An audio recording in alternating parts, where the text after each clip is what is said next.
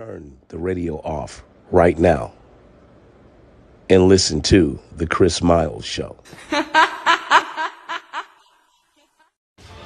Keeping you informed about the latest and greatest trends and current events in today's society. It's where you go to stay in the know. It's the Chris Miles Show, live from Atlanta, Georgia. Good evening, everyone. Welcome to the Chris Miles Show. What's going on, people? Hope all is well with everybody. Hope everybody is having an outstanding day today. This is another edition of the Chris Miles Show. We are blessed to be here. We want to thank everybody for allowing us to come into your homes or wherever you might be today. Now, let me just go on and take care of this first. We are asking the people out there that is watching the Chris Miles Show this evening to go to YouTube, on YouTube, to subscribe, like, and follow us. Once again, the Chris Miles Show, that on YouTube. We're asking you to subscribe, like, and to follow us on YouTube. All right? Also, we're streaming live on that of X, which is formerly Twitter. We're also streaming live on that of Facebook. We're getting ready to part ways with Facebook as far as the Chris Miles Show's goes. We're getting ready to part ways with Facebook. All of the content will be exclusively on either that of YouTube. So that's why we're asking everybody to go to YouTube, to subscribe, like, and to follow. And we're also going to be streaming live on that of X. There's a strong possibility that we will be also streaming on the future on that of TikTok. Okay? Mr. Producer, how are you doing today? I'm all right. How about yourself? I'm okay. So there's a lot of things going on, a lot of things that we are looking to, we want to talk about here today. One of the things be that as they're doing I think it's right at 60 years of doing the commemoration of the Selma to Montgomery March. I have mixed emotions about that because our people have been doing this for 60 years, and there has not been anything to come out of that. It's just I always say, a commemoration of getting your ass whooped, and in the process, we have not gained anything out of that situation. So actually, from where I was born and raised, Selma is roughly about 35 minutes. It's about 35 minutes from where I was born and raised. So you would actually take 80 and go down, and there's from Montgomery, it's 35 miles south of Montgomery is Selma. You got the Edmonds Pettis Bridge, excuse me. So all of that being what it is, like I say, I don't actually see the benefits of that. I mean, I understand that, it was for to give everybody the right to vote, or black people the right to vote. But what I'm saying is, it's the same thing, and we have not actually gained or got anything out of it. And I have to be complicit about it. It's the same people that are actually leading that comes down there every year. And I have not seen any wealth that has been created from that, the Selma to Montgomery March. What about you, Mr. Producer? What's your thought process on it?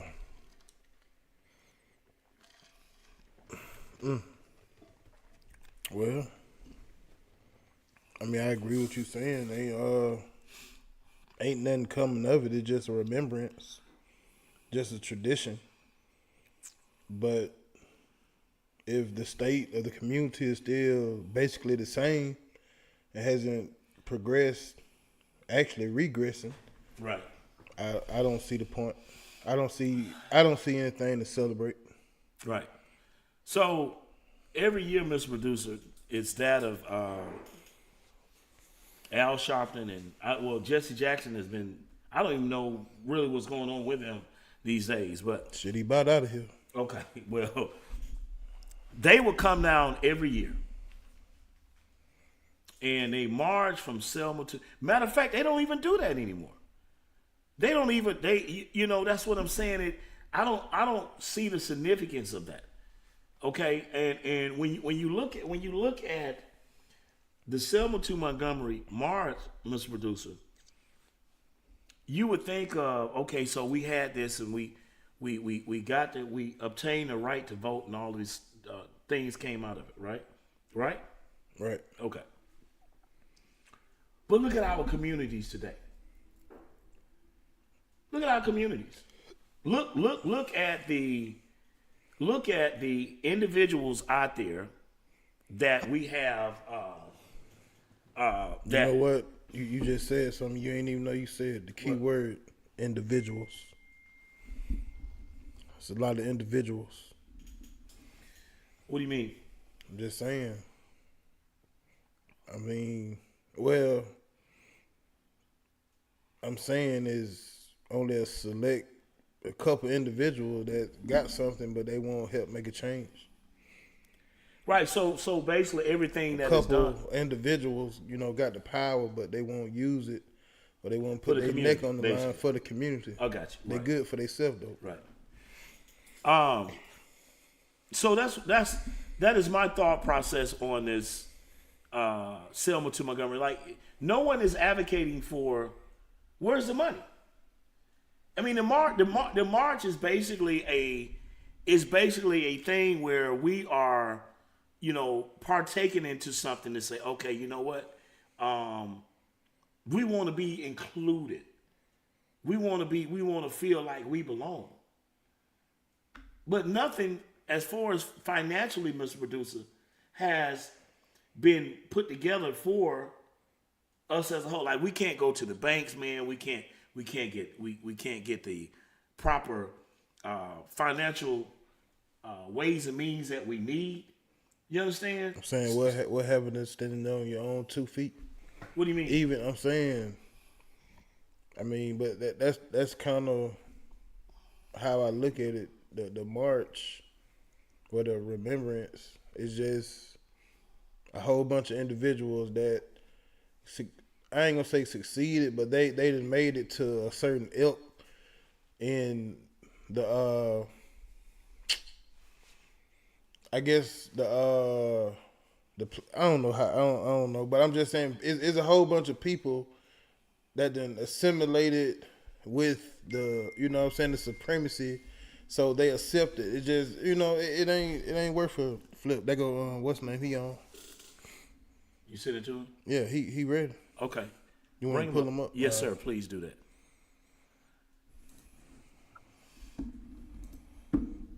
All right, here we go. Good evening, Mr. Greg.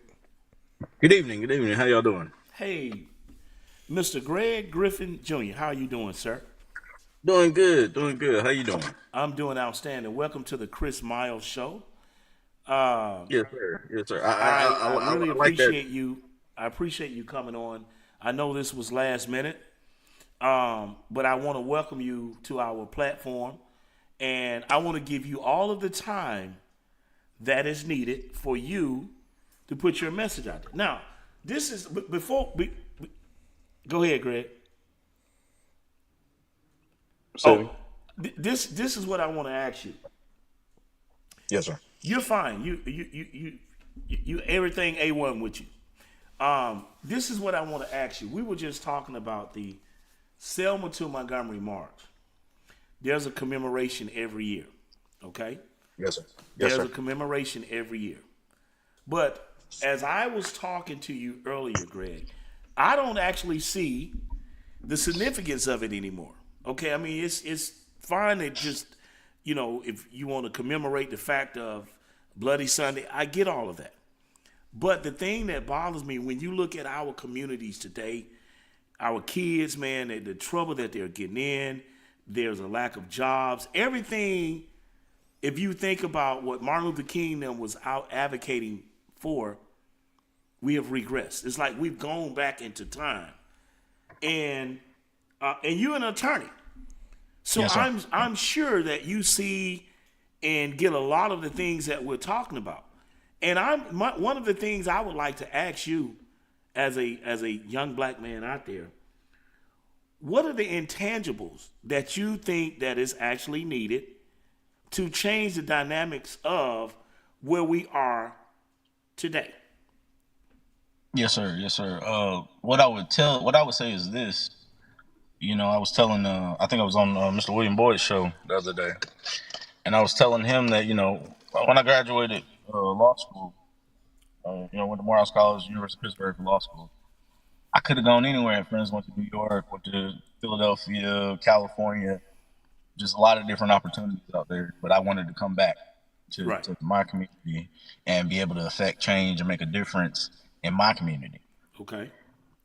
We have to have people that come back. We have to have people that that are from the community come back to the community, and because they have a vested interest in the community, and seeing that the people that are around us succeed at the what we can do, we do. We can't continue to elect people that are just out for their own self-interest, Right. just trying to line their own pockets.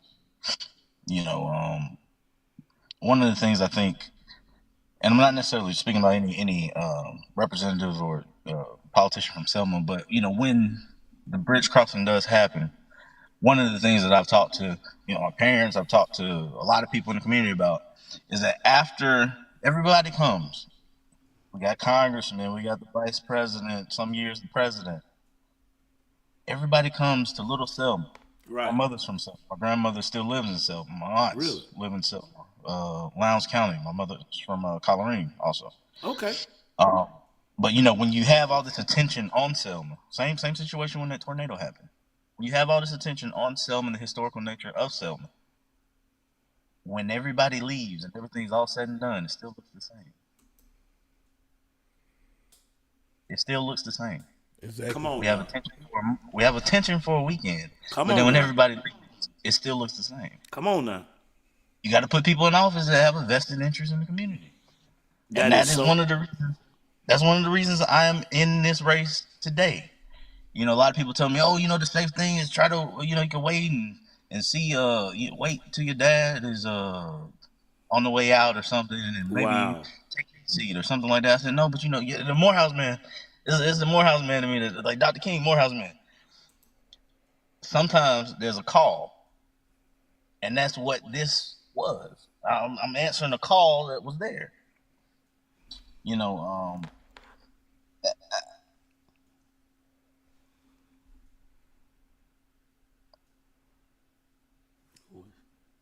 I gotta. No, you're trying to gather his words. Word. Take your time, bro. Yes, sir. Go ahead. Take your time, bro. I would just say that I have a vested interest in the community. I have a vested interest in the people in the community. I'm a genuine person. I have a good heart, and what I can do, I will do.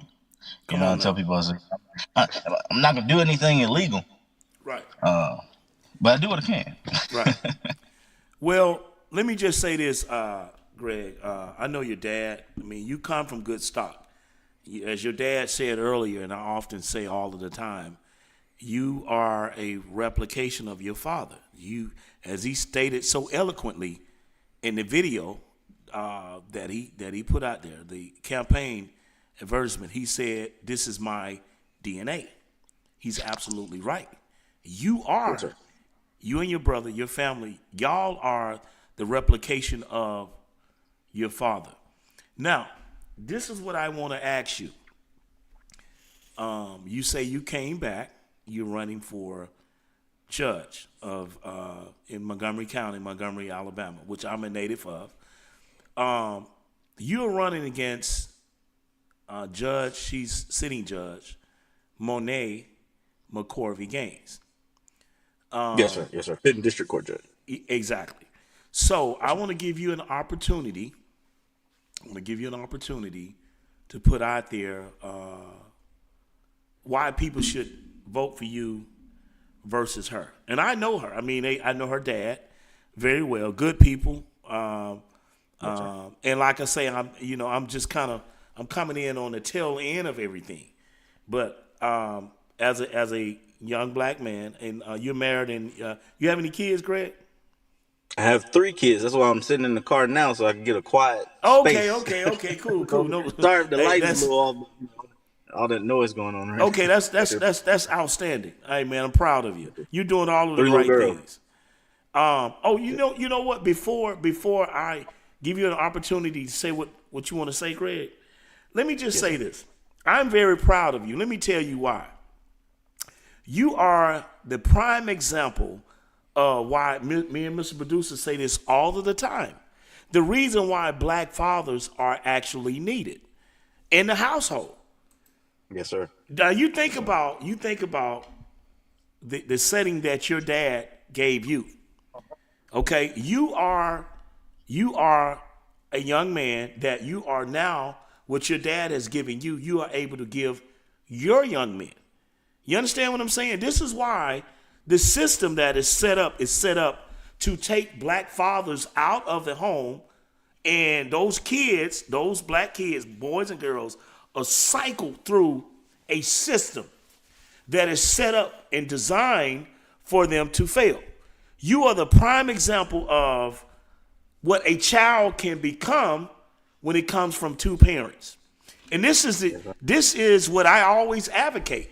This is why the Chris Miles Show exists. For you all to look at young men like this guy here, Greg Griffin Jr., who was raised by 2 parents, not a broken home. Not saying that it's a bad thing, but we're saying when there's 2 parents in the household, then you can look at something good to come out of it. Like Mr. Producer, what's the guy out of Memphis? Attorney, help me out. Javier Bailey. Thank you. So I'm going to give you, Greg, an opportunity to tell the listening audience down in Montgomery why they should vote for you. Go right ahead, sir. Yes, sir. Yes, sir. Well, like I said, I'm a native of Montgomery, the west side of Montgomery. Came back to the community. Want to affect change. I want to be able to give back to my community in any possible way that I can. I was I've been a criminal defense attorney. I've been a state prosecutor. I've been a federal prosecutor, and a second stint now as a criminal defense attorney and personal injury attorney. I think that I have a knowledge of the community. I know a lot of people within the community. And like I said, I have a vested interest in the community. I have a heart for the people of the community. If I'm elected, I'll be a judge for all people, and a judge with compassion, a judge that'll be fair. And I think that talk about the criminal justice system, and I've touched all the different aspects of it, from prosecution, defense, civil litigation. So I have a very vast majority of experience, contrary to what my opponent may be saying. I'm actually probably the person in the candidate in the race with the most experience. It's done more. I've tried federal murder trial, drug conspiracy trials, indicted several people. I've defended individuals. I've represented entities. I've defended individuals. The person that only represents entities has a very kind of skewed perspective of how things should go. It's if you're always ruling in favor of the prosecution, you're not a fair judge. If you're always ruling in favor of the defense, you're not a fair judge.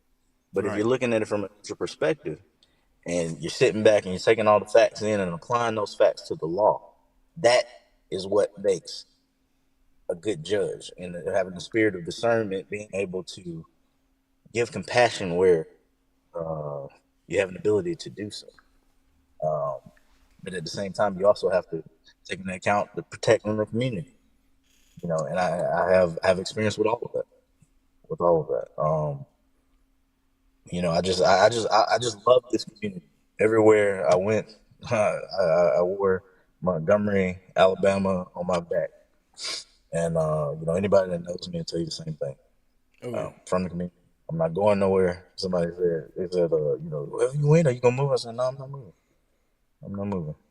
And I want to continue the good fight, and I'll be a judge that stands up. I'm gonna call you And back. I'll also be one that, if I'm elected to a term to do a job, I'm gonna do that job. I know probably one of the most notable cases that my dad had was the Greg Gunn case, which has been in the news a lot lately. Right. What just happened?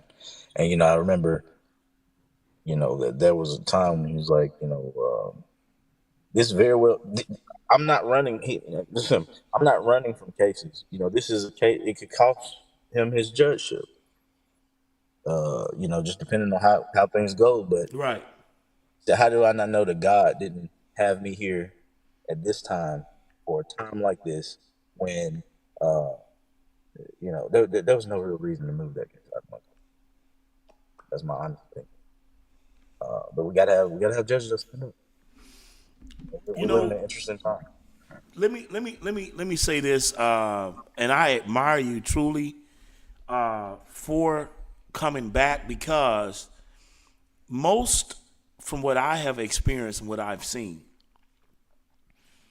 me and Mr. Producer talk about this all of the time, that so many young people will, once they get their education or whatever it is, they don't believe in coming back. Their parents leave them property, and they sell the property. They just get rid of the property. I get calls all of the time, like 3 or 4 calls a week from different people. You want to sell your property? You want to do this? No, I'm not selling anything. But I say I admire you and respect you for the fact of you coming back, because I do feel you have a lot to offer. So let me ask you this. You said that one of the things I heard you say, and I was listening, you said that you want to be fair and balanced. You want to be a fair judge. So, me not necessarily knowing all of the inklings or the intangibles that goes into what you do, what do you mean by you want to be a fair judge? So are you saying judges have a bias, and a lot of times that they don't render judgment based upon fairness? Is that what you're saying? Or what is it that you're saying? I do think that that's sometimes the situation. I think some people have an inherent bias to lean one way or another. If you talk to several attorneys, they won't come forward and say these things just out of fear of retribution or whatever the case may be. But in this, and I'm not bad mouthing my opponent or anything like that. I'm just speaking facts of the things that have been told. Is that she's kind of more so one-sided towards the state. She worked for the state. She just kind of leans to the state majority of the time. I've heard that as far as like when orders come out, say,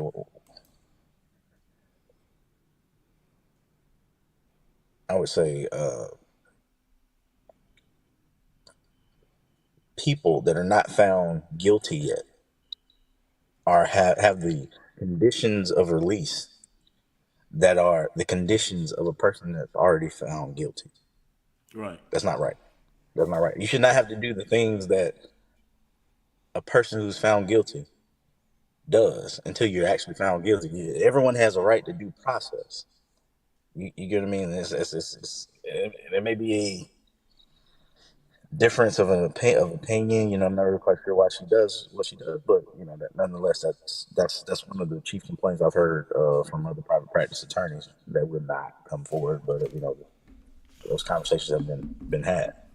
Um, you know, we just gotta be fair. You got to look at it from a clear lens. You have to look at it from a clear lens.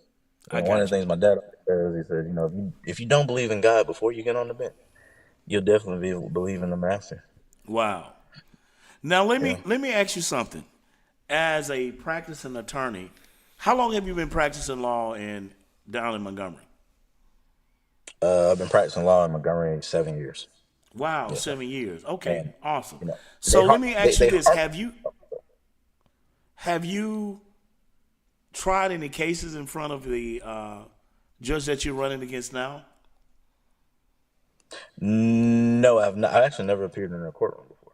Okay. No. So in district court, and that's one of the other misconceptions that I think people have. You know, she harps on this judge thing a lot, and this is why I say I actually have more experience than she has. You know, you don't. That was a comment that was made. I think they're on the Roscoe show that she's the only person in the race or candidate in the race with judicial experience. That's not a requirement to become a judge. She said you don't want to elect a person to the circuit court that's never been on the court before or never served as a judge. That logic doesn't really make sense because no one's born a judge, including her husband wasn't a judge before he became a judge.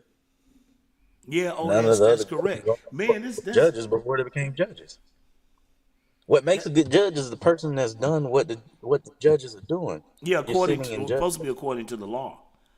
Yeah, according to the law, you sit in judgment of other people. You're trying cases. She's never in panel. She's never done a jury venire.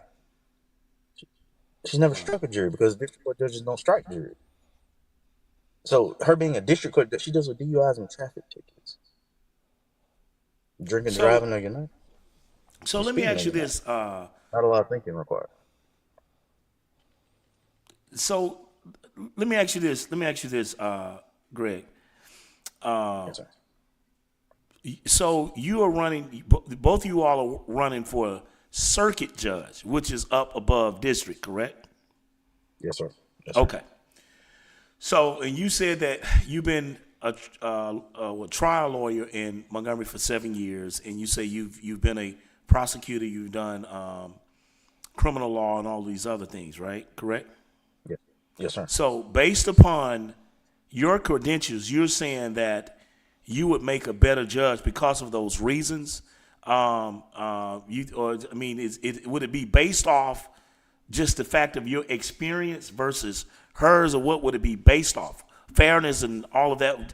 Kind of educate everybody out there the reason why they should pick you over her.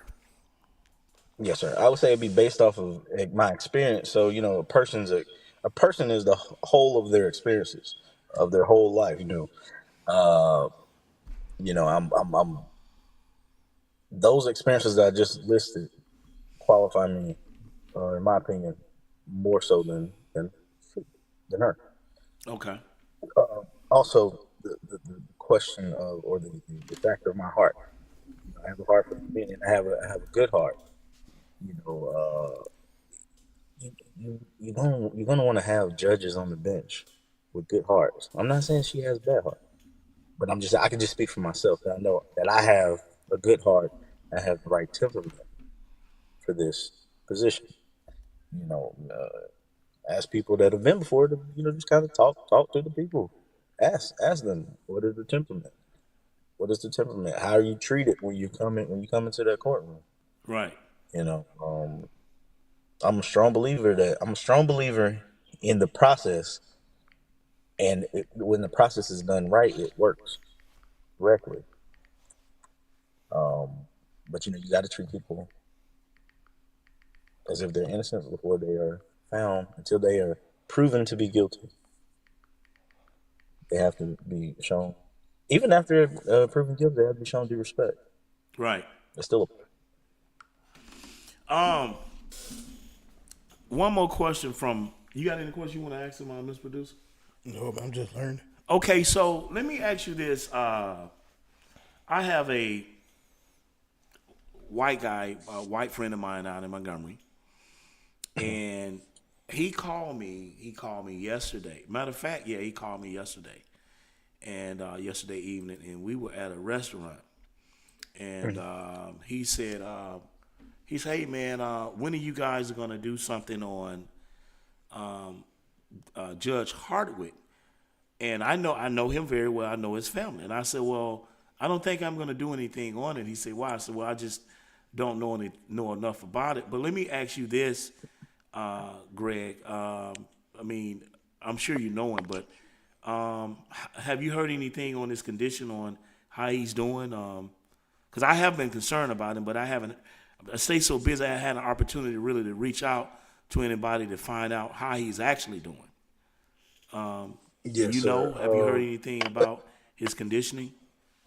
As far as I know, he's resting and recovering right now, from what I hear. Okay, okay. Yeah, but of course, anybody knows Judge Hardwick. They know he's a fighter, and they know he's a fighter. So I think Yeah, yeah. I think I think. And you know, this is the thing, Greg, that really for a couple of components that's troublesome for me. And I'm gonna tie all of this stuff in. Just ride with me for a second. The fact that it was a family member that did what he did, and I think whatever reason that I think the kid has some issues he's dealing with. It's not my position to speak on it, but I have to say this, and that simply is this: that Judge Hartwood is also somebody that that's from Montgomery, that stayed to try to make a better situation for the city. Like, he went and got his education. He went to Alabama. He's a product of Alabama State. I don't know where he went and got his law degree from, but he believed in the community. And I just think with all of the things that's going on and we see manifesting, you spoke about the situation with Greg Gunn. I just think it is so important to have young men like you, who are willing and love the city enough to say, I'm going to come back and I'm going to try to make a difference. Here it is with you got Stephen Reed. Stephen also went to Morehouse like you did. Yes, sir. Good people. Yes, sir. Yes, sir. And I love to see that, man, that you got young black men that are trying to make a difference. And this is why when I got information today, that's why I sent you. I said, damn, I gotta try to get that young brother on, because last time I saw you was at Target down in Montgomery, and I said we had a brief conversation. But I just want to let you know, man, I really admire you. I do. Like I say, you come from good stock, man. You got a good dad, beautiful family, and I wish you all the luck in the world. I can't say anything bad about Miss Gaines. I know her father, Dr. McCorvey. Good people, man. I feel kind of bad because I actually reached out to them too to try to give them an opportunity. I didn't hear back from them, but that's neither here nor there right now. But Greg, You'll probably hear back now. Yeah, maybe so. I just want to wish you all the luck in the world.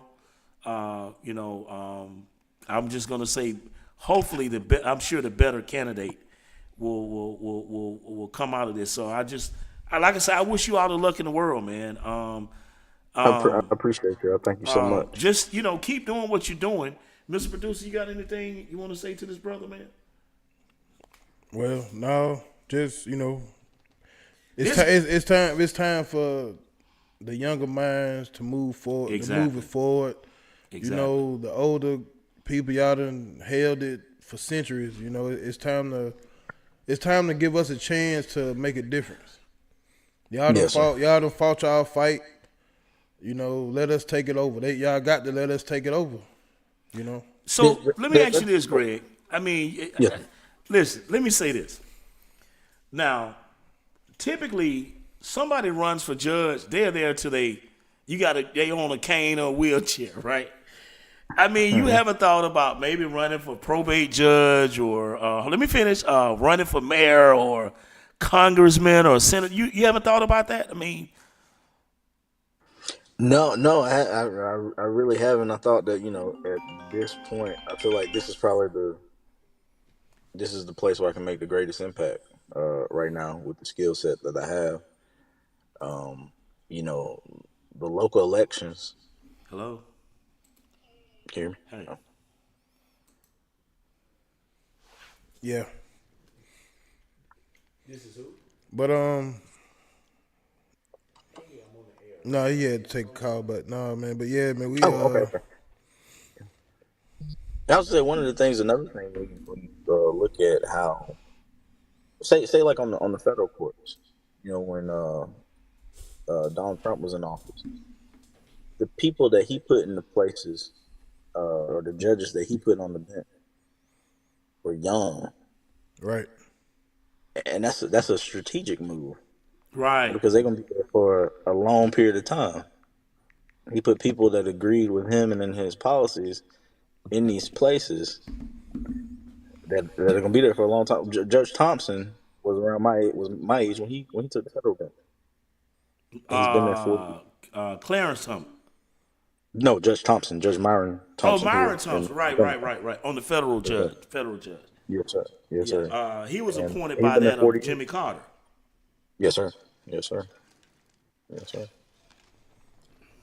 Yeah. So Yeah, man, it's time. It's time for that youth to come in, cause the world changing, and a lot of the people in power, they stuck in their old ways, and ain't nobody they benefiting it. They done made millions. They can retire and they can live great. It's time to see some new young faces. Let's take this community, take the city to another level. yeah, you're right. I want to say this too. I think Mr. Producer has a very valid point. The reason being, I think that you would be more equipped to deal with a lot of the issues that a lot of these young kids have, like coming from the broken homes. I mean, you see it. I mean, you hear it in the music, certain things that's going on. You are there. I mean, it's not out of the realm of where you are. I'm a little older than you. I think I'm between your dad. Well, I know I'm between your dad and you. But the fact of the matter is, like Mr. Producer said, I think that you would make an outstanding judge. And I want to wish you all the luck in the world, man. Hopefully, y'all have a decent turnout down there, and I appreciate it. everything works out for you. I'm gonna give you the last word, Greg. Go right ahead. Okay, okay. I've been wanting to say this the whole time. I said I like that beard. I hope I got a few grays down here, but I hope when it goes gray, I have the kind of like Ron Isley going on too. Yeah, yeah. Well, you know what? Just all you got to do is just keep it, and a lot of mine is wisdom, but stress also will turn it gray. Sir. Yes, sir. Yeah, but But what I would say is, this this election is an important one, and I've brought a push card. Push cards I've been putting out door to door. If you got one of these push cards, there were one or three people that handed them out or brought them to your door. Oh, I can't find them. Sorry. Yes, sir. But we gotta pay more attention to the local races. We have to pay more attention to who it is that we're putting in these positions of power, and then we also have to hold people accountable once they get there. You know, our vote. They come around every 6 years or so, or depending on what the office is, and right, ask you for your vote, ask you to reelect them or put them in different great places. But you gotta really hone in on what the situation is. Like not just popularity contest, but what are we talking about? What is going on right now? Because there's strategically things are being put in place right now, right. and they're not necessarily to the benefit of people that look like me or or our children. We have to really pay attention to what's going on. And March 5th, I hope that everyone turns out to vote. That's this Tuesday, right? That's just Tuesday. It's Okay. supposed to rain, so bring your poncho or your umbrella. Yeah, I was gonna say, you know how our people do, man. Anything that's that could be Hey, a man, turn man, away, man. yesterday. Oh man, I vote next Damn, month, man, can I man. vote? Man, can we come tomorrow, Can we come man? tomorrow? Wednesday? So listen, Greg. 7 a.m. to 7 p.m. March 5th. There's a possibility, man. We might try to, we cut some videos or something on your behalf and put them out there. I appreciate it. Thank you. Run them. Thank you.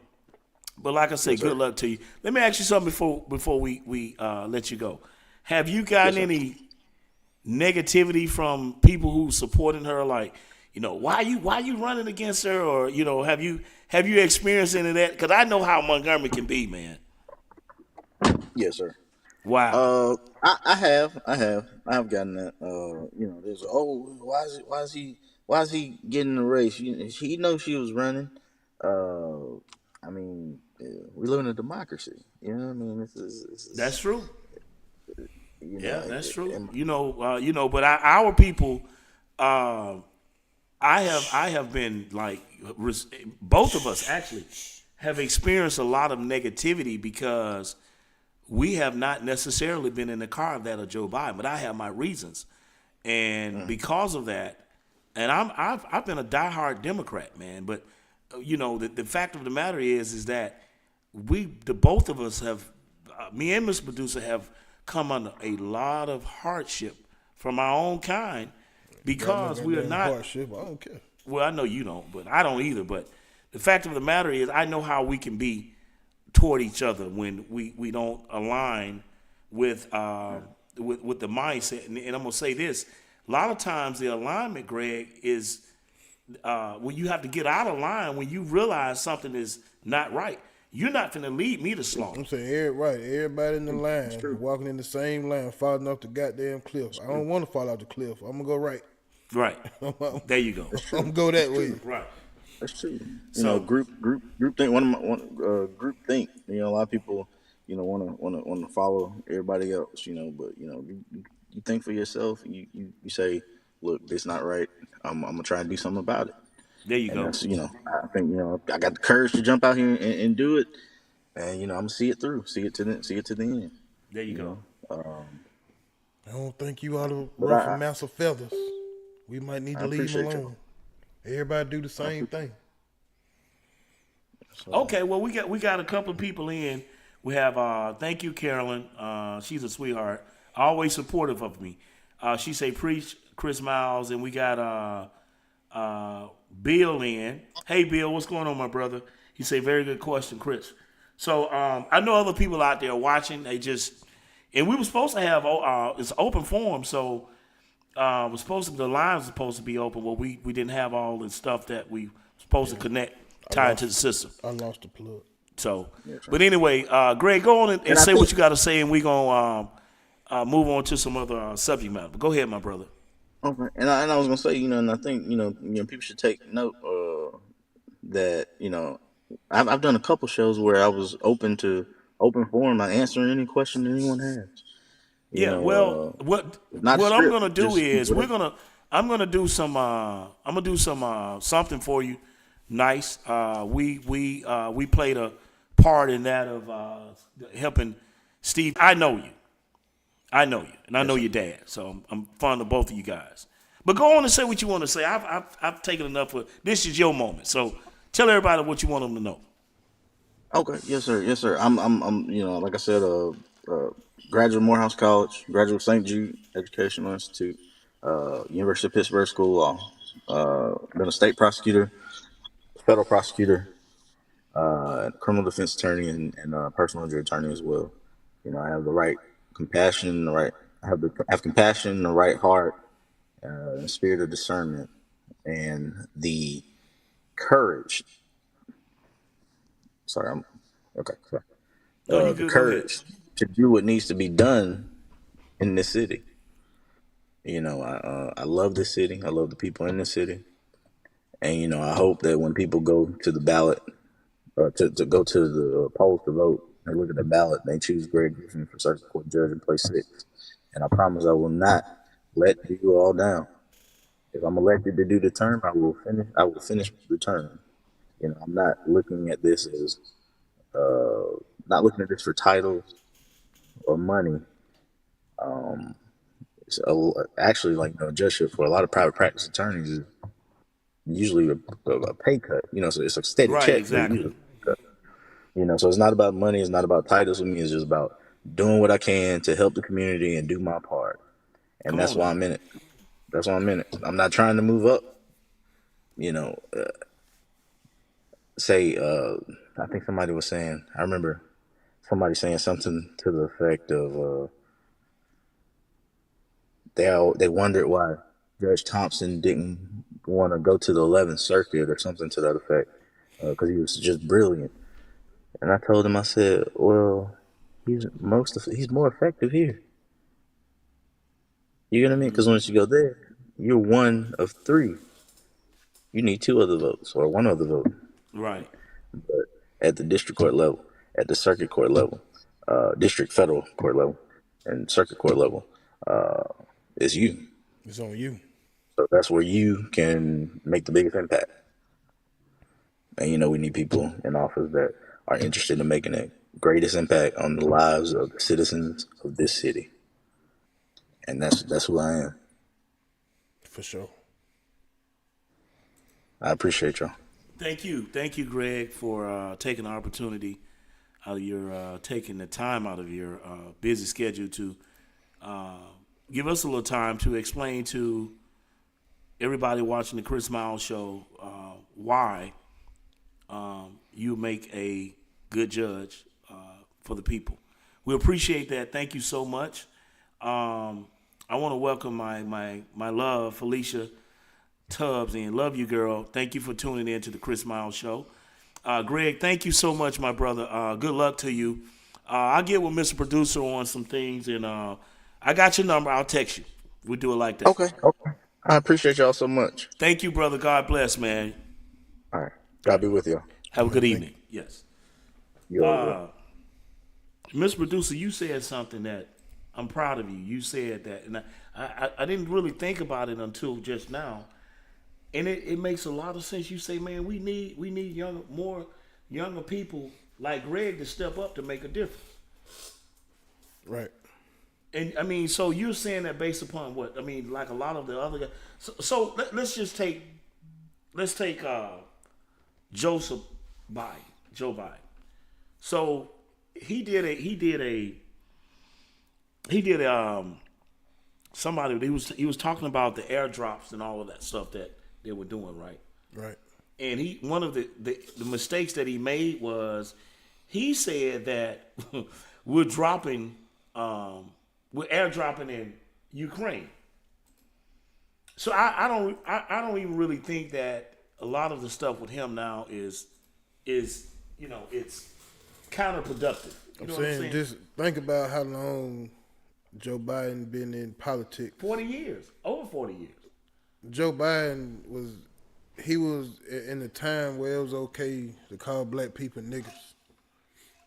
I'm talking about he on record, on tape, talking to a crowd of people, saying he talking about he don't want his kids going to school with niggas, the Negro this, the Negro, he was from that time. Right. So how do you still, you done had that mindset and you want me to think, I ain't green, you want me to think it's 2024, you don't still harbor some of them. You don't think he's changed? Man, how? So you're saying I'm saying this man went to a black family house, a black father's house with his sons. He brought him chicken. I'm just saying. He brought him fried chicken. I'm saying no. Come on. I'm saying is you thought that was inappropriate, basically. Because he ate a burger. I'm saying he correct? reaching. Yeah, he reaching. He reaching. He tell black people they ain't black if they don't vote Democrat. Thank you, Felicia, for loving the platform. None of that change the color of our skin. Whether we vote Democrat or not, y'all still. I mean, they still gonna treat us a certain way. They still haven't paid us what we owe. And that is, thank you for actually, because Nobody wants to pay us what we owe. They put our ancestors through all that. Everybody else, we are everybody else. I'm saying you can send Ukraine all this money for a war that they cannot win. They're not gonna win. They can't win. You you support Israel for whatever they over there doing, demolishing them people. Right. Them people can't even fight back. Right. And But y'all send these people a stipend every year. Yeah, I'm saying everybody else done got their just dues. Yeah, right. Everybody else done got their just dues, but us. But we supposed to. I'm saying I seen the video today, and it was kind of crazy. But you got California trying to give people from California that was never slaves. And California was never a slave state. How can them people get reparations? You ever think of that? That's a good question. It's people over there that weren't slaves. Well, that's true. But you have. I get migrated. They migrated over there, right. but I'm saying, but how can a state that never had slaves, you know what I'm saying? You know, how can they give reparations, but nothing down south is talking about moving their lips? Well, because so let me just say this, Mr. Producer. One of the things that you and I often talk about are the facts of these other nationalities coming, like Joe Biden has not said it, and one of the things that you've been very passionate about is that of open borders. Yeah. Okay. Joe Biden, up until about a week ago, wasn't saying shit about open borders. Hell no, because he got enough over here to where he think he can manipulate this ballot. Okay. So Zach Buckner would say that's incorrect. Yeah, I know. Okay, so but this is the thing here, Mr. Producer. All right, so with all of that being what it is, right? That being what it is, with the open borders, and you said how much money they getting? Man, they getting 10,000 plus a food stipend. I got a video of them folks getting 60, 70. They getting about pretty much $70 a day to eat. They getting catered meals. I'm talking about expensive meals. They get 3 meals a day. They getting 10,000 a month. No, wait. Hold on. That's not. So you're saying? I thought the 10,000 was one time. One time. Yeah, when they come in, I thought they get. So you're saying that each one of man, them folks saying, man, them folks getting 10,000 every month, man. I'm saying they getting free house. They get free housing up to 2 years. You got folks I was watching the videos. Folks in Seattle going to court fighting for illegals to get more money. I'm saying, but the thing is, my problem with think about the older politicians. I'm talking about they've been in there since they probably was in their 20s. All of them probably got in and was hoping to make a change for their community or whatnot. I'm saying if you a politician for 30, 40 years, which that's what Joe Biden has been. Come on, man, that flame, it ain't about making. It ain't about making a community or your state or your city better. It's about fattening your pockets. These folks done got all the money. I'm saying retire. Go to Florida. Go somewhere. Let some of these young people take over. Like Greg. Right. Let some of these younger politicians. Y'all got. I mean, they gonna be in there till they die. I'm saying that you got politicians that's 70. I'm saying they 70, 75 years old. Biden 80. Okay, so what I'm pulling up here, it says no migrants do not receive $2,200 each month from the federal government. Claims that Biden administration is giving people who enter the U.S. illegally payments of $2,200 per month. They're saying that's false. So where's that? We know it ain't no 2,200. It's 9 to 10,000. Shit. Hold on, I'm trying to. Man, hold on, man. I got a video of the girl talking about it. Hold on.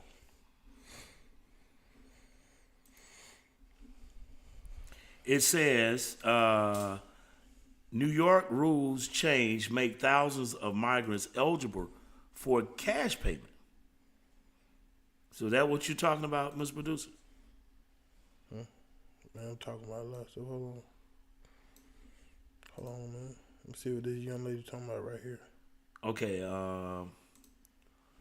Upset when they find other black people supporting Trump. They get so disturbed, so upset. We don't get upset when you guys continue to vote Democrat, who has absolutely ignored you. Every 4 years you vote them in, they promise you that they're going to change your conditions, and they never do, and you guys continue to give them chances. Nobody's upset with you guys that you guys continue to rally behind Sleepy Joe, who said he didn't want his kids to go to school with monkeys, but you love calling Donald Trump racist.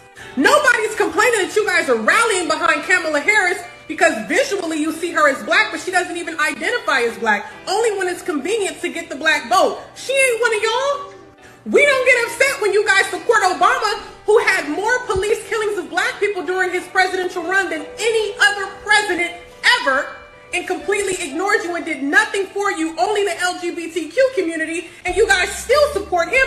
We ain't mad. Leave us alone. Dang, bias. that might not be it. Hold on. I don't think it is it, man. Hold on. Well, I don't care So about so bias. so the thing Hold on, let me is, see if Mr. I can Producer, find I must ain't save it. must did. Hold on. I'm gonna play this one then. So people, I know a lot of you all are saying that, man, that there's a bias. My bias come against Biden because of the money that he's allocated toward Israel and that of Israel and Ukraine. Like it is a known fact that Ukraine has lost the war. And what is crazy, everything that is destroyed with the United States technology has to be rebuilt. And it has to be rebuilt based upon the fact of when they send these money, that money in, that means some contractor somewhere is going to go in and reestablish what was lost. So that means that is being put on the backs of the American people. Now, and all of those things that you see going on, those things are happening, and billions and billions and billions and billions of dollars goes into that. But then you tell us, ain't nobody got no money. You allow, which Mr. Producer's, one of the issues that he's so passionate about has been that of the migrants coming in. And the migrants come in, and you go out here, and as he stated, the fact of you are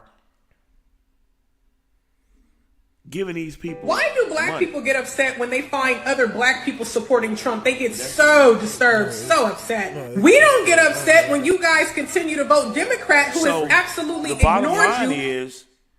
The bottom line is that those things within themselves are damning. So you're sending money out at a rate of billions and billions and billions of dollars to, and we all are bearing witness to what Israel is doing to the Palestinians. Okay, then you got Ukraine, who has lost to Russia. Russia has claimed that back. You are supporting all of these things. Then you're allowing other people to come into the United States, and you ain't got no money for the people that should be paid reparation. But not even that. You're not even taking care of your the vets. You're not taking care of the homeless. With that kind of money, every homeless person in the United States could have a place to stay. So how does any of this makes any sense? And Mr. Producer, I thought the Democrats was for the people, man. I thought they were all about combating homelessness, hungry, a person being hungry and all this other stuff. I thought that's what they were about. Man, we've been lied to, man. Obviously not. I mean, they showing you in clear color cut clarity. Clarity. Yeah, you're right. You said it right. I'm saying they showing you. They sending. I'm saying government supposed to take our tax. The government's supposed to work for us, don't it? Right. It's supposed to. They getting taxes to make sure the country run correctly. Right. To do this.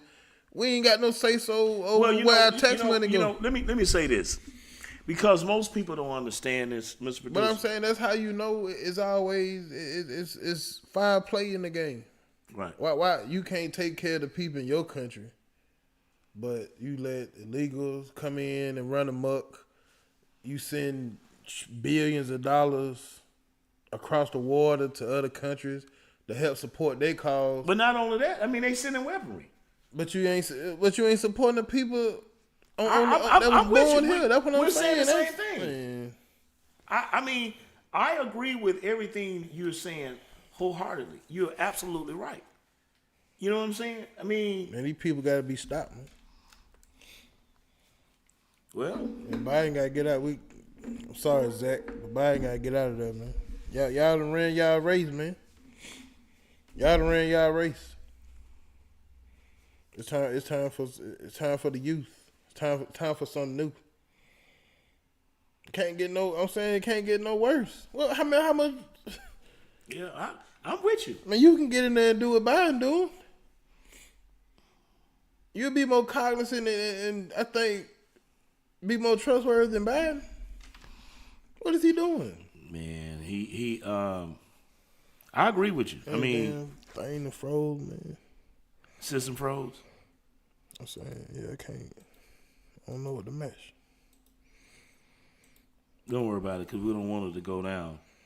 Yeah, I ain't worried about it. Let me do this, Mr. Producer. I'm gonna bring her up. She called earlier.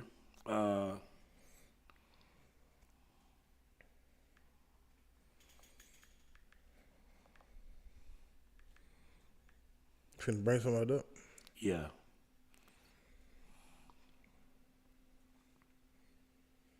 So, Mr. Producer. Yeah. When did you decide you could not support Joe Biden? Well, I'm gonna tell you. I'm gonna tell you because I think we talked about this. When everything, one thing I say, I know the dude from a couple weeks ago say, we can't put sentences together. I ain't too good. You right. But anyway, I never said that. No, not you. No, I'm talking about it was a comment. When I started feeling when I started actually feeling the effects of his presidency, when Obama was in office, he passed a lot of laws, blase. When Trump was in office, it was what it was. But since Biden in, food done went up, gas done went up. I think it was a guy saying households are paying an extra $300 to $400 a month since he been in office. Both of us are homeowners. That's what I'm saying is you can feel the stress of this presidency. I'm saying, I mean, you can feel it. I ain't never. I'm saying you ain't never. I'm talking about you trying to find the cheapest $3 gas, right? You know what I'm saying? Well, actually, gas. Like, oh man, gas is cheaper here in Atlanta than it is in Montgomery. I understand. I'm just going by. I'm saying riding around in Montgomery. I'm saying I'm stopping to get gas. Oh, this gas $2.99. I'm gonna go here. I'm saying that's ridiculous. I'm talking about groceries are at an all-time high. I'm just saying, you can see the stress on people's faces. Yeah. It's like normally when there's a president, black folks ain't really affected. If you let's just be honest, because we don't get no benefit at it. We never got a benefit from voting Democrat. Period. We've never got anything. Talking about to change the dynamic of the community. But since Biden been in, you feel it. I'm talking about trying to pay these bills. Yeah, I get trying to buy. Buying food now is a major bill. It's like, do I get gas this week? Or do I buy something to eat? So there's a balance between gas and food at this point. Okay, I got you. Everything is too expensive. Kamisha. Hey guys, how you guys doing tonight? So why are you and I on a? I'm doing fine. Thanks for asking. How are you? I'm all right. So why are you and I on FaceTime? I don't know. I made a mistake. Okay, well let's correct that. It's still the same thing. She probably just want to see you. And she know how ugly I am, so she ain't gotta. You know what I'm saying? Yeah. I picture her up because I'm looking real crazy right now with the bonnet on. You ain't gonna joke on me with my bonnet. I'm gonna sure talk about you now. I told her no, sir. That's different. We gotta get to that. And Yeah. Let's and on top of that too, man. On top of that too, all them mental disorder people that he got. Oh yeah, that shit is sickening, man. Like the guy that he got what's the guy? The health. Oh man, this guy's disgusting, man. There's a whole guy. Now, this is the thing too, Miss Producer. I put a post on Facebook, brother. Yeah. I read it. Kamisha. Huh? I put a post on Facebook, right? And the post was actually dealing with. Let me go to it. The post was actually about. It was actually about a young man. It wasn't no young man. Well, it's a kid. That's a kid. A kid, excuse me. A boy. You need to be clear. Okay, I'm sorry. All right. Clear. Thanks for clarity, clarifying that. If it was a young man, we wouldn't even be talking about it. So I put this post out. Do you have the picture, Mr. Producer? I can't. It won't do nothing. Okay, our system has froze, and we would actually have to shut down the entire show, so we're not going to do that. All right, so I put a picture out, Kamisha, of this boy. Mother dressed him up. I mean, he has on a wig, he has on lipstick, and all of this other stuff, right? The post got about 60 comments. Actually, 66 comments, right? But I was taken aback by some of the women that defended this as to say a child should be able to make a decision based upon how it is he wants to look. And we should have asked Greg about that. Because Greg would be one in a situation. It won't happen here though. You don't know if you can't say that. It would not happen. So we're a red state. It ain't happening here. This is what I'm saying. Right? Yeah. Kamisha, help me out here, right? Okay. If a child makes or better yet, if the mother would be considered as unfit, and I'm saying unfit because kids are not supposed to be making decision for themselves. Like you a mother. I don't know if you have any kids in the household, but whatever food you cook, right? I mean, the kid don't come in and say, "Well, mom, I ain't eating that," or "Mom, I'm doing this. I'm gonna do that." You're gonna chastise that child for that would be really a form of disrespect. Correct? Well, and for the way I was raised, you can fix your own, you can fix something else to eat, but this is all I'm cooking. Well, Right. The point is no this. Well, that would be what a child is semi-adult, basically. Yeah. A child that is anywhere between the age of 4 to 10, he ain't going in the kitchen to make what he want. You're cooking for that child, correct? That's right. Okay, that's what I'm saying.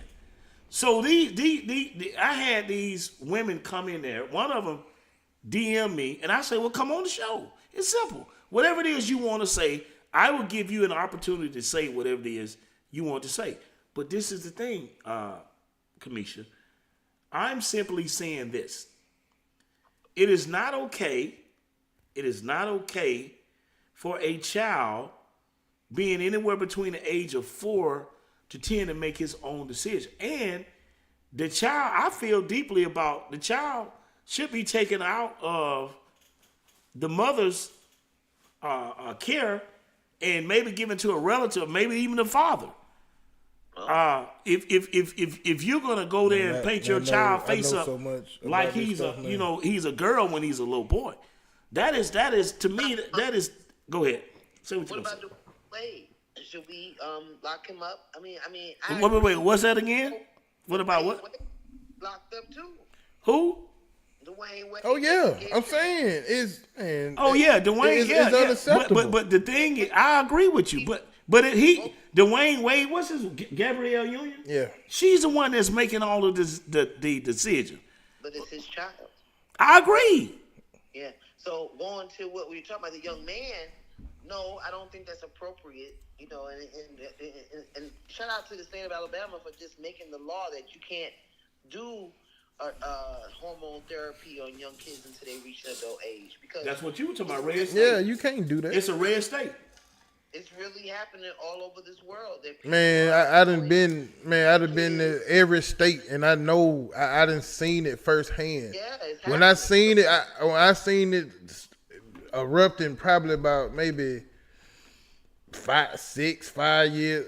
It was some years ago. Just what I'm saying. It just piqued my interest because I got nieces and nephews, and I'm like, dang, is it really spreading like this? It's like spreading. And like the other day we were at Jubilee this weekend. It was a great event, and it was a couple of us and waiting for food, and it was a male who transitioned to female.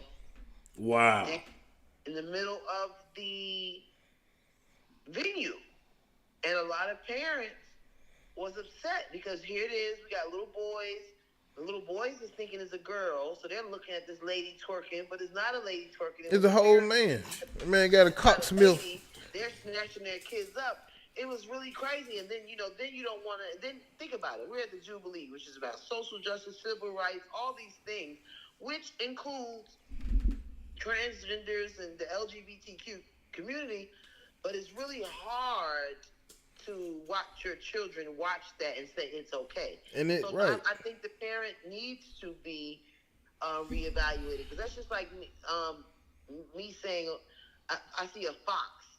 Me and my son is walking in the woods, and there's a wild fox, and my son says, "Mom, I want to touch the fox," and I'm gonna say, "Go ahead, son, go explore." No, I'm not. I'm not going to say go explore. I'm going to say, if you don't get your butt back over here and stay away from that fox going to hurt you, right? So we have to be able to tell our kids no.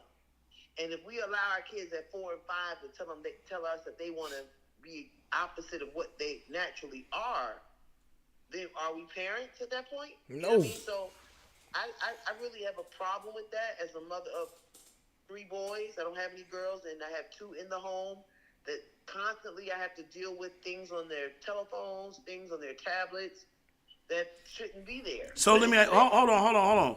Let me ask you something. What are the things that you're dealing with on that? How old are these young men? My oldest is 27. He lives outside the home. I have a 14-year-old and a 7-year-old. Okay, well, the 14-year-old, I mean, he had can't, that age. but he still can't make no decision. I'm saying right. It was still But until he. I understand. Well, no, I'm talking. No. This. Hold on. Hear where I'm going with this. Right. Wait. Hold on. Let me make my point. I'm a little slow, but let me make my point, please. What I'm saying is, you said something that is interesting to me. You said that you are dealing with things that's on his phone. So what I'm sure that what he has on his phone, he's starting as he starts to. He's at the age where he's starting to like girls, and he's looking at girls on. Am I correct? Yes, but it's not even the things that he's looking for. It's predators on the internet. And that's the point that I was making. And that's what you talking about the kid. Yeah, I'm saying the parent is child abuse. The parent. So you say predators. Any parents that's enabling. Okay, look at it. It's simple. Look at it like this. For a child that's under 18. Well, let's say a child, because you start.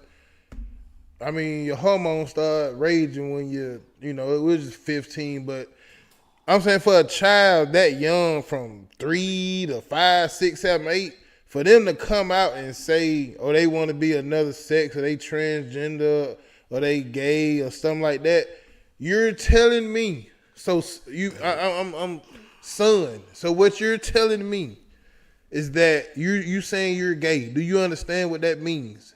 That means you want to penetrate another man, or you want another man to penetrate you. Where are these feelings coming from? Did somebody do something? You know what I'm saying? It's a conversation that had to be had. Why are children thinking about a child that young thinking about sex? A lot of stuff they getting into the schools over. But I'm saying, and a lot of them teachers be grooming. Man, it's so many cases. There's so many stories, so many videos I've seen of them students. The teachers got more control over your child than the parent most of the time. A lot of I just seen. Oh, go ahead. I'm sorry. We don't have that many straight male masculine teachers anymore. You know how back in the day we had like all these male coaches that were like uncle, grandpa, wood down type men. Exactly. Now these men wearing bow ties. Man, a lot of the teachers bringing dresses for the kids to wear. Yeah, I'm saying they saying you can be who you want to be in the classroom. You don't have to tell your parents. I just seen a video. Yeah, I seen a video of a little boy. The father went to the school, just popped up his son in a dress. The teacher told him it was cool for him, made him put on the dress. Man, that daddy went off. I'm saying they grooming these kids. They trying to make pedophilia normal. But wait a minute. It is. Hold on. What you mean trying? I'm saying, you know what I mean. They trying to. It has been labeled as a mental defect. It is mental. I'm saying they trying to make it okay. They trying to make it okay. Okay, so hold on. And you know what? Hold on. Let me say this, Kamisha. This is one of the reasons why myself only, why I identify with the shit that you was talking about earlier. I identify with the Republicans on this. Because guess what? The guy that you was talking about in Joe Biden's cabinet, you'll never see that shit in Donald Trump's cabinet. Man, never. You will never see all of this stuff that we seeing. Like they got this stuff here. They got these transgenders that are competing against women. You got men out there. I watched a video on Twitter, it's X rather. Some guy was at a game. He got into it with a girl. He's a guy, transgender. Yeah. Man, he beat the crap out of that girl. That's what I'm saying. Even with the swimmer, Leah Thomas. So what I'm saying all is, them girls, they made them girls change in the bathroom with him. He ain't get his stuff cut off. This man in the bathroom, and then the thing about it, what a lot of people don't realize, when they say they transgender, that don't mean that they want a man. A trans man still, they like women too, so they feel like, they still like women. So this man in there, he got hard on why your daughters and we gonna in the we got a bathroom problem. changing with him. I go back just as simple as like TikTok and things like that. Like if your kids are on Roblox or anything like that, that's what I'm not even talking about how we going into the schools. We talking about just video games. All these VR games, Roblox, Conversation that when your kids are playing on Roblox, that people can say, "Hey, come in the room with me." Right. You know what I'm saying? And you can do anything on Roblox. It's a little game called Roblox. I've never like it is you gather in the lobby, you play little games, and everybody can. So what you have and you got older people and they on it. They trying to talk to little kids. Oh wow, man. You got grown men and grown women, because I have my discussions with my kids on a regular basis, and my 7-year-old says, when people start asking me questions, I say, I don't know, and I leave the room. Because they have rooms in Roblox, you know? It's called what? Roblox. It's just you wouldn't get it. It's a little game. That's how Kim Kardashian's son was playing Roblox, and she seen her tape. It flat. Oh my He took the phone and said, Mommy, is this you? Are you serious, man? Bro? Come on, man. Yes. Wait. Hold on. I'm not even going as far as parenting. And Wait. Hold on. Mr. Badu, hold on, Kamisha. This man tells me now. Kamisha, I will say he send me shit every day. That's old though. This old. Hold on, let me get it out. So you're saying this woman's son saw the sex tape that she did with an? Oh man, are you serious? Years ago. Yeah. Yes. That was at least 2 years ago. Yeah. Damn.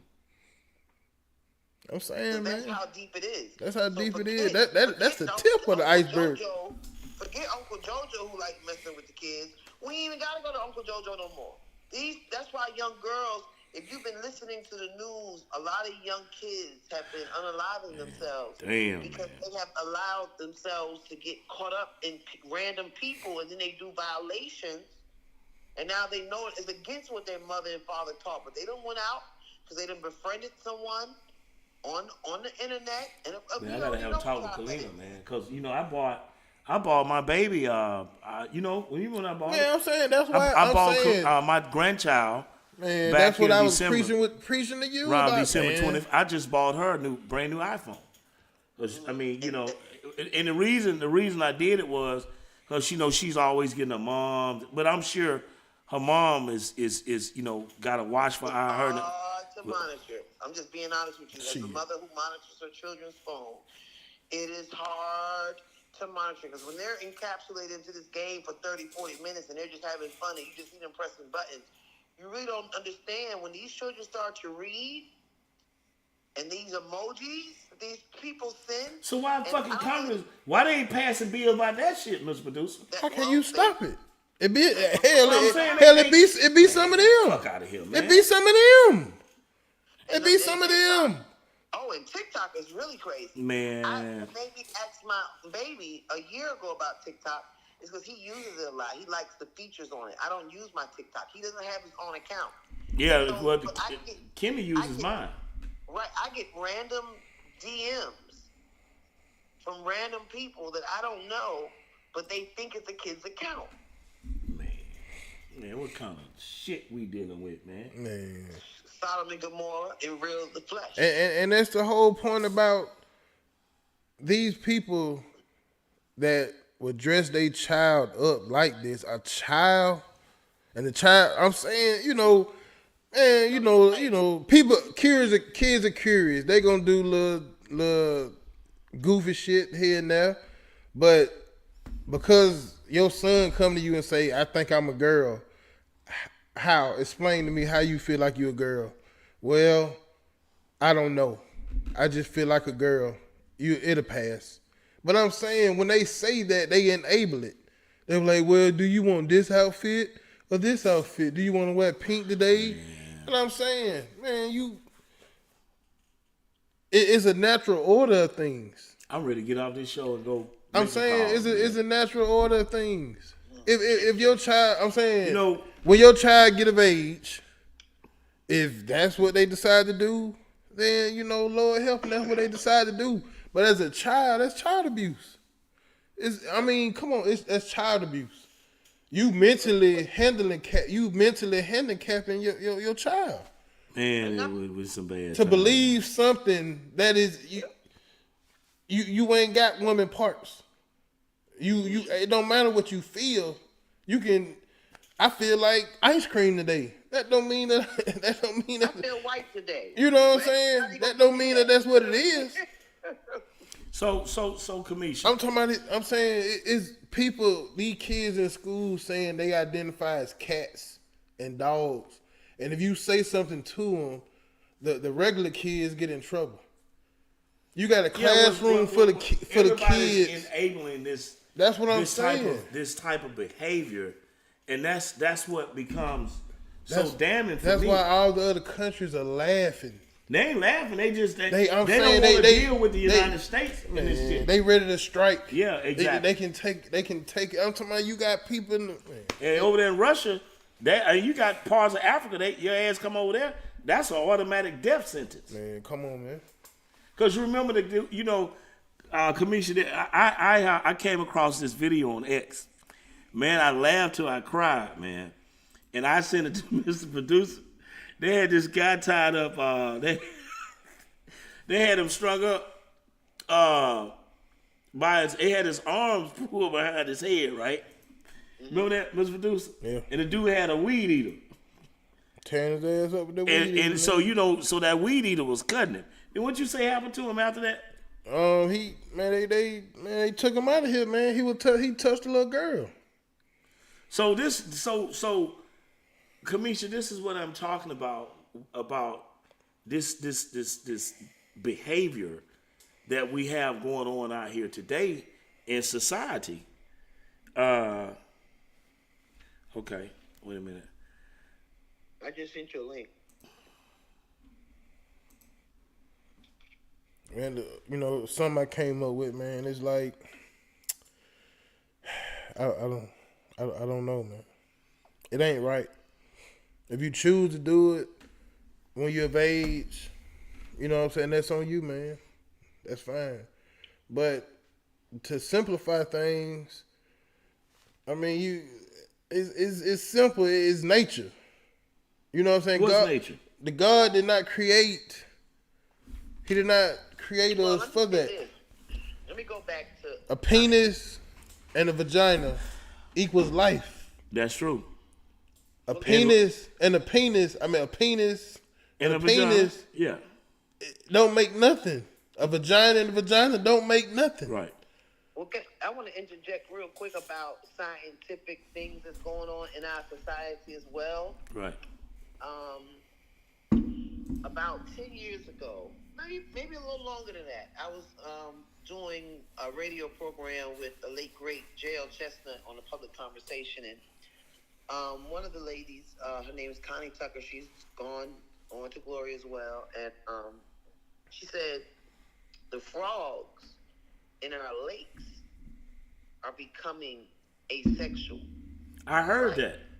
Okay, so me and JL thought she was smoking some of the good. Because right. I'm just, right, from Africa, what you on?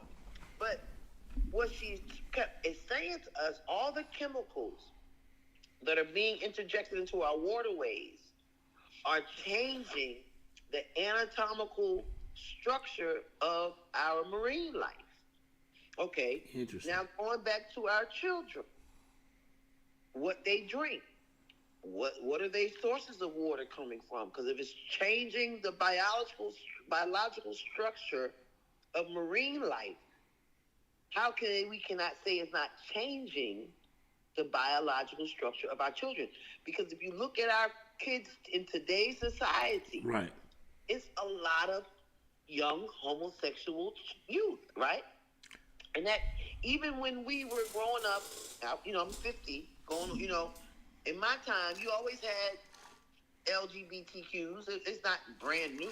Solomon Gomorrah, they had them, Right. but they weren't as extravagant and out, like, and just open. I'm not even saying out, but just open. And these kids are coming out the womb twerking as boys, right? So is it hormonal changes? Is it environmental poisons? Is it something that's going on that's making? Because it just cannot be an influx of a gay society. Because like you said, a boy and a boy can't make children, but yet they're giving men artificial wombs. You know what I'm saying? And women, transgender women who does not complete the surgery can still have kids and look like a male. So we really don't know where society is going and what is causing all of this. But it's more than parents. It's way more than teachers' influence. It's definitely chemical based. And it's definitely things that's way beyond our control that until someone truly understands the significance of the science of why those frogs became asexual and why marine life started changing, we won't be able to answer why our kids are changing and why some kids are changing. But you do have to be diligent. So when they start saying, hey, Billy, he said his name is Beyonce now, right? Well, I'm going to tell my son, well, nah, Billy going to be Billy to me until he's old enough to make the vote. And if Billy can't vote, Billy can't buy cigarettes, how can Billy make the right decision? So Billy can't go buy a cigarette, but Billy can tell his mom he wants to cut his penis off. And that's where I was going. Yeah, that's where I was going earlier. The thing on that, I believe. I believe it could be, the chemicals and chemical warfare, but I think but to be honest, shit. I think it's a collage of many different things. Yeah, oh yeah. I'm saying one, your household, you ain't got no structure in your household. A child is a child. Child is not making the decisions. Right. It don't matter how one thing I love and respect about my parents, and as I got older, our relationship got better. But when as a child, my mom and dad, it ain't matter what I said. I'm saying I'm here. I'm alive. A child is a liability. A child is not an asset. Right. A child is a liability. A child has become an asset until and you start making money and doing and living on your own. That's why you put all of the things that my parents, man. I'm saying my parents were strict. Anything I'm saying, I ain't saying we got away with shit, but if we got caught, we got discipline. We knew that was a right and wrong. You wasn't finna come out and say you ain't making no decision as no child. I'm saying that structure that they gave us, it prepared us for all today. This to come. Right. A lot of parents today are their kids' friends. That's why you see these little girls twerking and the mama recording them. You see videos with little boys holding guns and their daddy recording them. I'm saying it's a collage of things. But because I'm saying parents, you my little friend, you my little mini-me. You're a reflection of me. You ain't being a parent. Your child don't supposed to come to you and be like, bitch, you know what happened today at school? It don't supposed to be that. I'm saying it was times like, man, I was scared to say something to my daddy because I knew he stood on business. Right. He put the fear of God in. Right. I know it, man. If I step down the hallway too loud, it's finna be something. He kept us in line. His presence there alone, whether he said and he can look, he can blink an eye. We already knew what to do. And these kids today ain't got that. Kamisha. Yeah. Let me ask you something. I want to ask you something. Mm-hmm. What do you see as the conduit to fix this problem? Because what I'm going to do is I'm going to pivot to something else, after you say this, I want to ask you about the Selma to Montgomery situation, and I think we're going to get out of here for this evening. But I want to ask you about that. So how do we fix that? I can't surpass the thought of what you and Mr. Producer said to me, because I know kids they're young now, they're inquisitive about information. Like these kids today, man, you know what I'm saying? Like a lot of times they not necessarily looking for these things, but those things, like you say, those things will reroute themselves into, it's kind of like water seeks its own level. And this shit is like water, because the kids ain't looking for it, but then you got some sick, evil bastard out there that knows how to get around some shit and take it directly to the. You see what I'm saying? Come on, man. I dealt with this shit. I was Come around on. people like that in the system. Come on. You feel me? Take your time, brother. So that's the problem. And how do we fix it? The thing, I don't know if we can fix it. But what I will say was, back in the day, like I said, gay men, gay women, that lifestyle has always been in existence, right? Right. They had more respect back then, though. When has it been so acceptable where we are allowing our young boys to be prom queens? And, Come on, man. You know what I mean? Come like, on now. when is that okay? And when are we allowing our young girls to be prom kings? Right? I'm not understanding that logic. And I'm one of those parents who guides their children. You know how when you have a tree and it's leaning? Right. Okay, but when it's first planted, you can stop that lean. You can bend that tree to go straight. Right. But once that tree leans, so from the first spring, the second spring, by the third spring, that tree just gonna lean. It's over with. Bad parenting. If you didn't correct it in that first spring, you're gonna have a hard time. So you just it's love. It's gonna take love. It's gonna take compassion. It's gonna take parents like Mr. Super Producer said, staying out the streets and focusing on their kids. Right. And stay on their ass. Stop letting everybody pick up your kids. Stop letting your kids spend the night. That spend the night. We don't do spend the night in 2024. What you spending the night for? What you going over their house for? What's over their house that's not over here? And I'm reluctant about letting kids spend that over my house with my children, because I really don't know what the lifestyle is really. That's what I'm saying. All these boyfriends coming in and out the house. All these different stepdads. You don't know nothing about the man. Man. It's let me ask you this, Kamisha, because we're gonna get ready to. We're supposed to get in. We're about 5 minutes over. I want to ask you all night, man. No, we're not. I can't do that. Kamisha, you all had the Selma to Montgomery commemoration down there in your city today, right? Yeah. I said something that was maybe problematic for some people, but let me tell you where I'm going with this. Every year there's a commemoration of this. And from what I have bear witness to, our communities, Memphis, here in Atlanta, Montgomery, Selma, Chicago, L.A. This man here has traveled all over the world.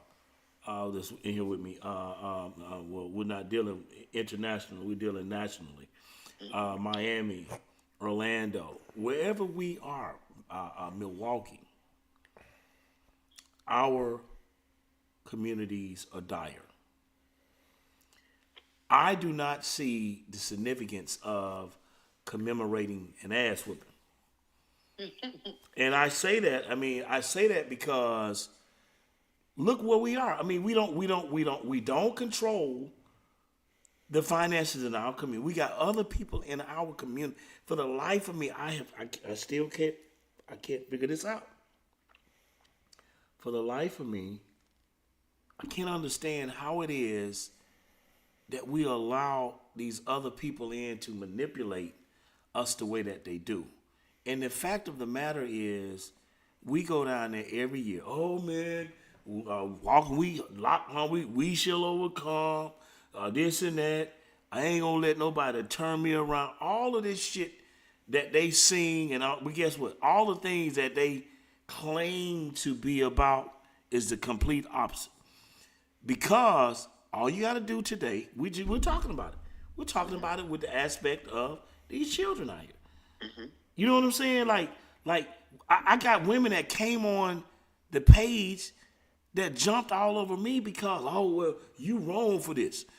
I got somebody else, and I don't get me wrong. I still love him. He's a good guy. Now he's mad with me to my man. You sold out. You this, you that, all this because I don't align. I can't support that bullshit no more, Kamisha. I just can't. I can't be a part of it. I agree. And I'm saying the same thing that entails of the way you are in your city. And hold on, let me say this. We commemorate the Selma to Montgomery March, right? Mm-hmm. Now, guess what? When everybody leaves there, okay? When everybody leaves there, they're going back to their destination, right? It's 9 o'clock round. When everybody leaves, go back to their destination where you are. It's shit. Everything going back to what it was initially. Am I correct? Right. So why do they commemorate this every year? Ain't no changes. You get the politician come in, you got celebrities coming in. Ain't nobody, man, we need to go. You see what I'm saying, Mr. Producer? We need to go to the bank Monday morning. We need to get there. We need to do this. We need to do it. Ain't nobody talking about that. So what the fuck are they commemorating? Well, they are talking about a lot of important things. It ain't happening. You got politicians down there. So why is this shit not happening? Mm-hmm. Well, they mentioned one speaker today mentioned it at the breakfast. I don't go to all the events because it is a lot of hoopla, right? There's a lot of just vote for me, vote for me, vote for me. And they're lying. That's what I'm saying. Yeah, they just want nigga to vote. Fighting for this moment as Black Americans in the voting. We're not even fighting for. We're back at the 60s. We're fighting for inclusion. The whole thing, just say it, Kamisha, it's all about inclusion. We're back to fighting for voting rights. They're stripping voting rights away. The Voting Rights Act was not like it had a deadline, and ever since that deadline, the case came from out of Alabama in Shelby County that took away and stripped away more voting rights. Right, exactly. So we got an uneducated base, and here it is now that we're about to elect a second congressional district for a congressman, and you got somebody like a Dick Brubaker running against all these other people, we vote by name and smiles and who we see on the news. Come on now. And that's the problem. We don't look on who's really capable of making true change. See, we vote for our friends and not the true leader. Come on, we Kamisha. vote for the person that goes to our church and not the person who really has been doing the job and makes the whole difference. Come on, Kamisha. So we're selling each other out in so many ways, but at the end of the day, if we don't educate once again, it's coming up to rearing those trees. When it comes to teaching the youth about what true politics, and just like as we developed, right? Imagine from 1865 to now, how the mindset of the average Black man and woman has changed. So just as our minds aren't like the minds of our parents from the 70s, and their minds aren't like the minds of their parents from the 50s, our children's minds will be more developed than ours, and they will see things in a different light. You know what I mean? But what I'm saying is, this is the problem I have with all of that, Kamisha. The problem I have with all of the things that you're bringing out, I'm talking about, Mr. Producer, right? These kids do not understand the struggle because their parents don't tell them. All other in the 1940s, males faked their age to fight in World War II. In 2024, males pretend to be females to win in women's sports. Okay, all right, good point. Now, so this is what I'm saying, Kamisha. What I'm telling you is that we are not. The truth is always bitter. There's no sweet truth. You have to be honest about things. It's bitter.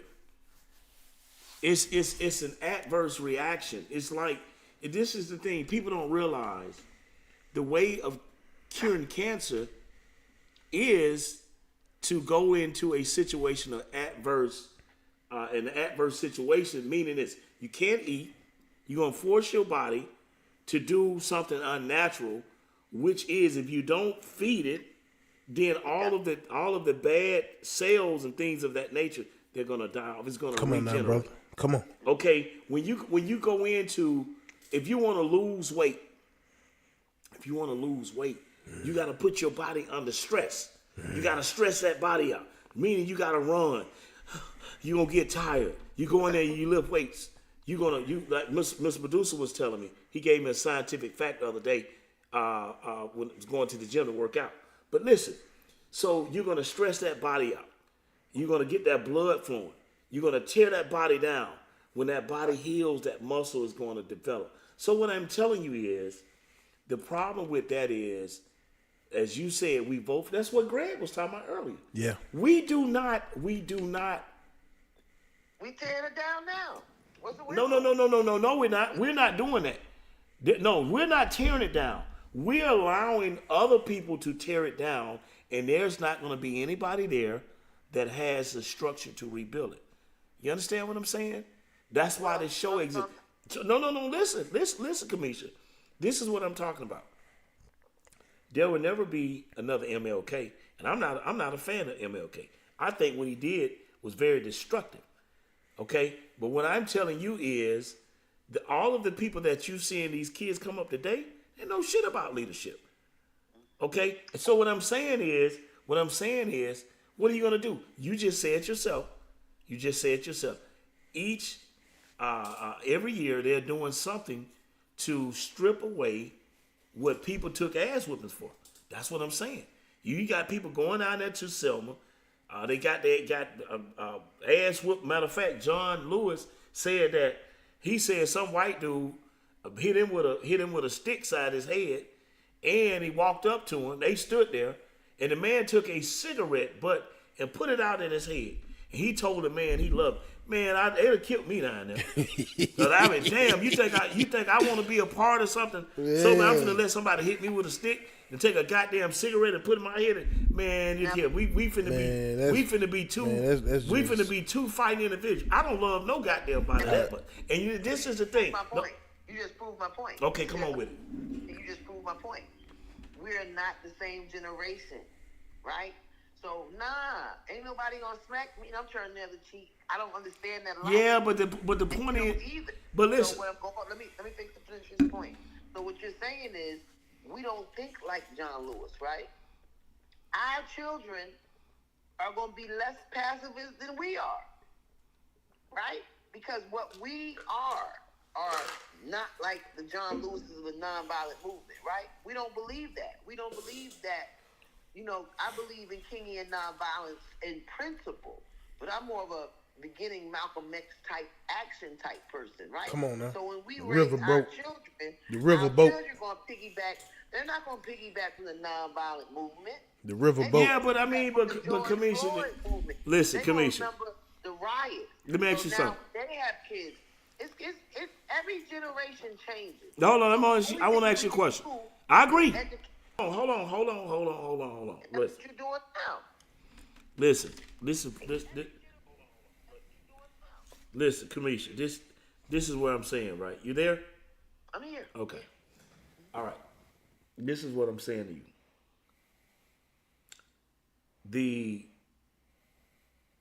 you. If black men, remember, Louis Farrakhan carried a million black men to D.C., correct? Right? Yeah, Million Man March. Million Man March. There was that was that 94? What was that? I don't remember when it was. The last one. But the fact that it was a million. I'll find out. It was peaceful. There was no violence, right? None. So this is what I want to ask you. What would have happened? What would have happened if January 6th, 95. 95. That was the last one. October 16th. There was only one. Oh, It was two, one in Philly and one in DC. Yeah, but I'm talking about that one in Philly and one what you know. Okay, but this is the thing, Kamisha.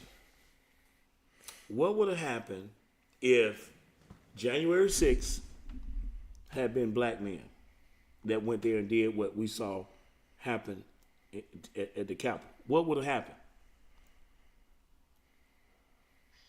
We'd have been in jail before they took them. No, that's Kamisha. Come on, I just told you had to be honest. What would have happened if we went to D.C. January 6th and acted that way? What would have happened? We wouldn't have did it. Kamisha. I can't even say no black folks. What would have happened, Miss Medusa?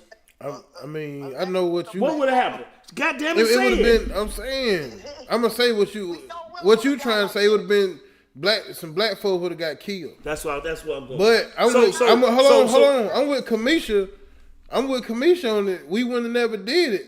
Not because I don't think we would have did it. Not because that government, that that the people can go overthrow the government. We don't know the law. Okay, so this is the point. What I'm saying, we don't know. No, I'm saying, I get what you're saying. No, Kamisha made a point on the fact was she was saying that we're dealing with a different element today, and I'm also saying she's right about that. But I'm telling you that element that she's talking about, that the situation that is different if we go out there and we act in a violent manner. Oh yeah, that's what I'm talking about. No doubt. So they wouldn't even. You see it every day. Yeah, police is gun our kids down. They popping shots. They wouldn't even no questions. They wouldn't even told her to stand down. So that's my point. Yeah, they wouldn't even say stand down. So what I'm saying, what I'm saying to you, love, is this. I'm simply saying, Kamisha, that there is nobody that's willing to step up and take a leadership role to say, well, do A, B, and C from a aspect. Now, I agree. I tell people I'm not a Christian. So you put your hands on me, I'm gonna give you everything I'm working. So I don't subscribe to Christianity. So don't bring that bullshit to me. Talking about I'm not turning the other cheek. I'm gonna take your cheek from you. That's what I'm gonna do. So don't ever think by any stretch of the imagination that I'm that way. So but I say all of those things for the reason that I'm not afraid for this temple that I'm in for it to be frozen. You understand? Because I always say I'm here for a cause and not be caused.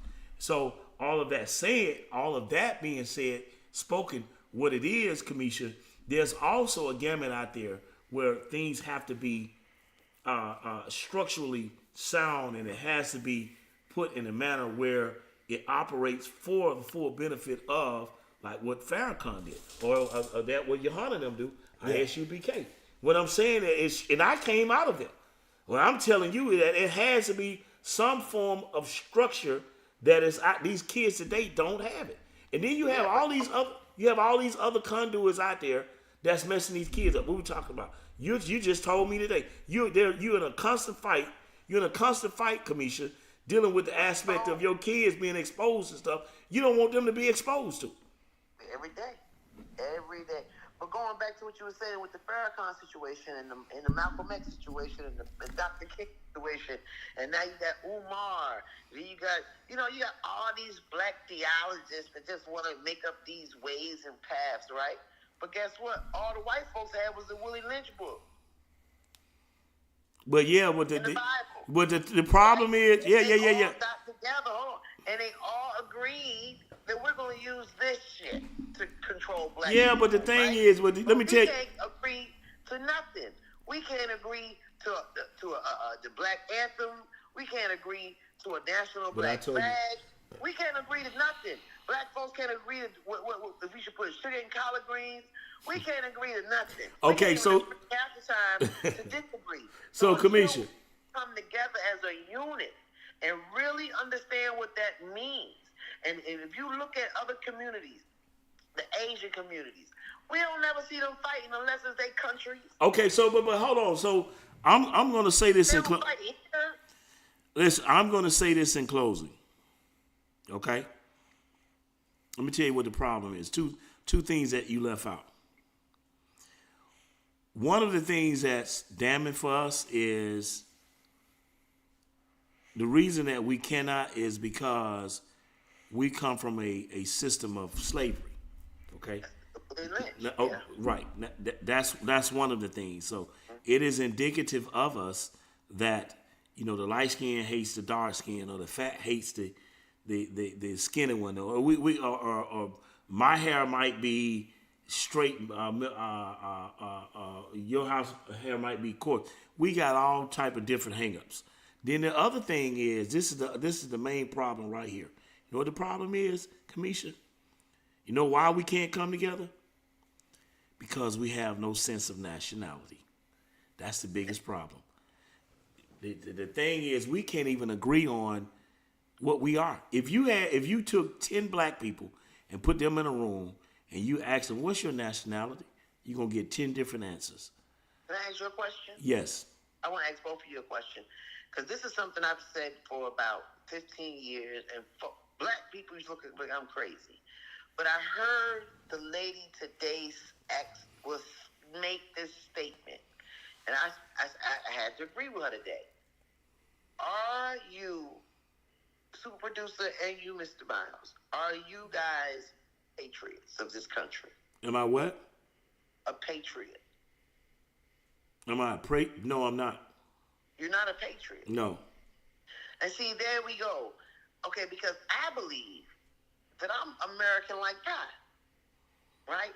I don't know any other, like you said, there's no nationality. We get that, right? We know that. But because America was built on the backs of my ancestors, right? There's no one that's not going to tell me that I'm not American, even when it comes to the police.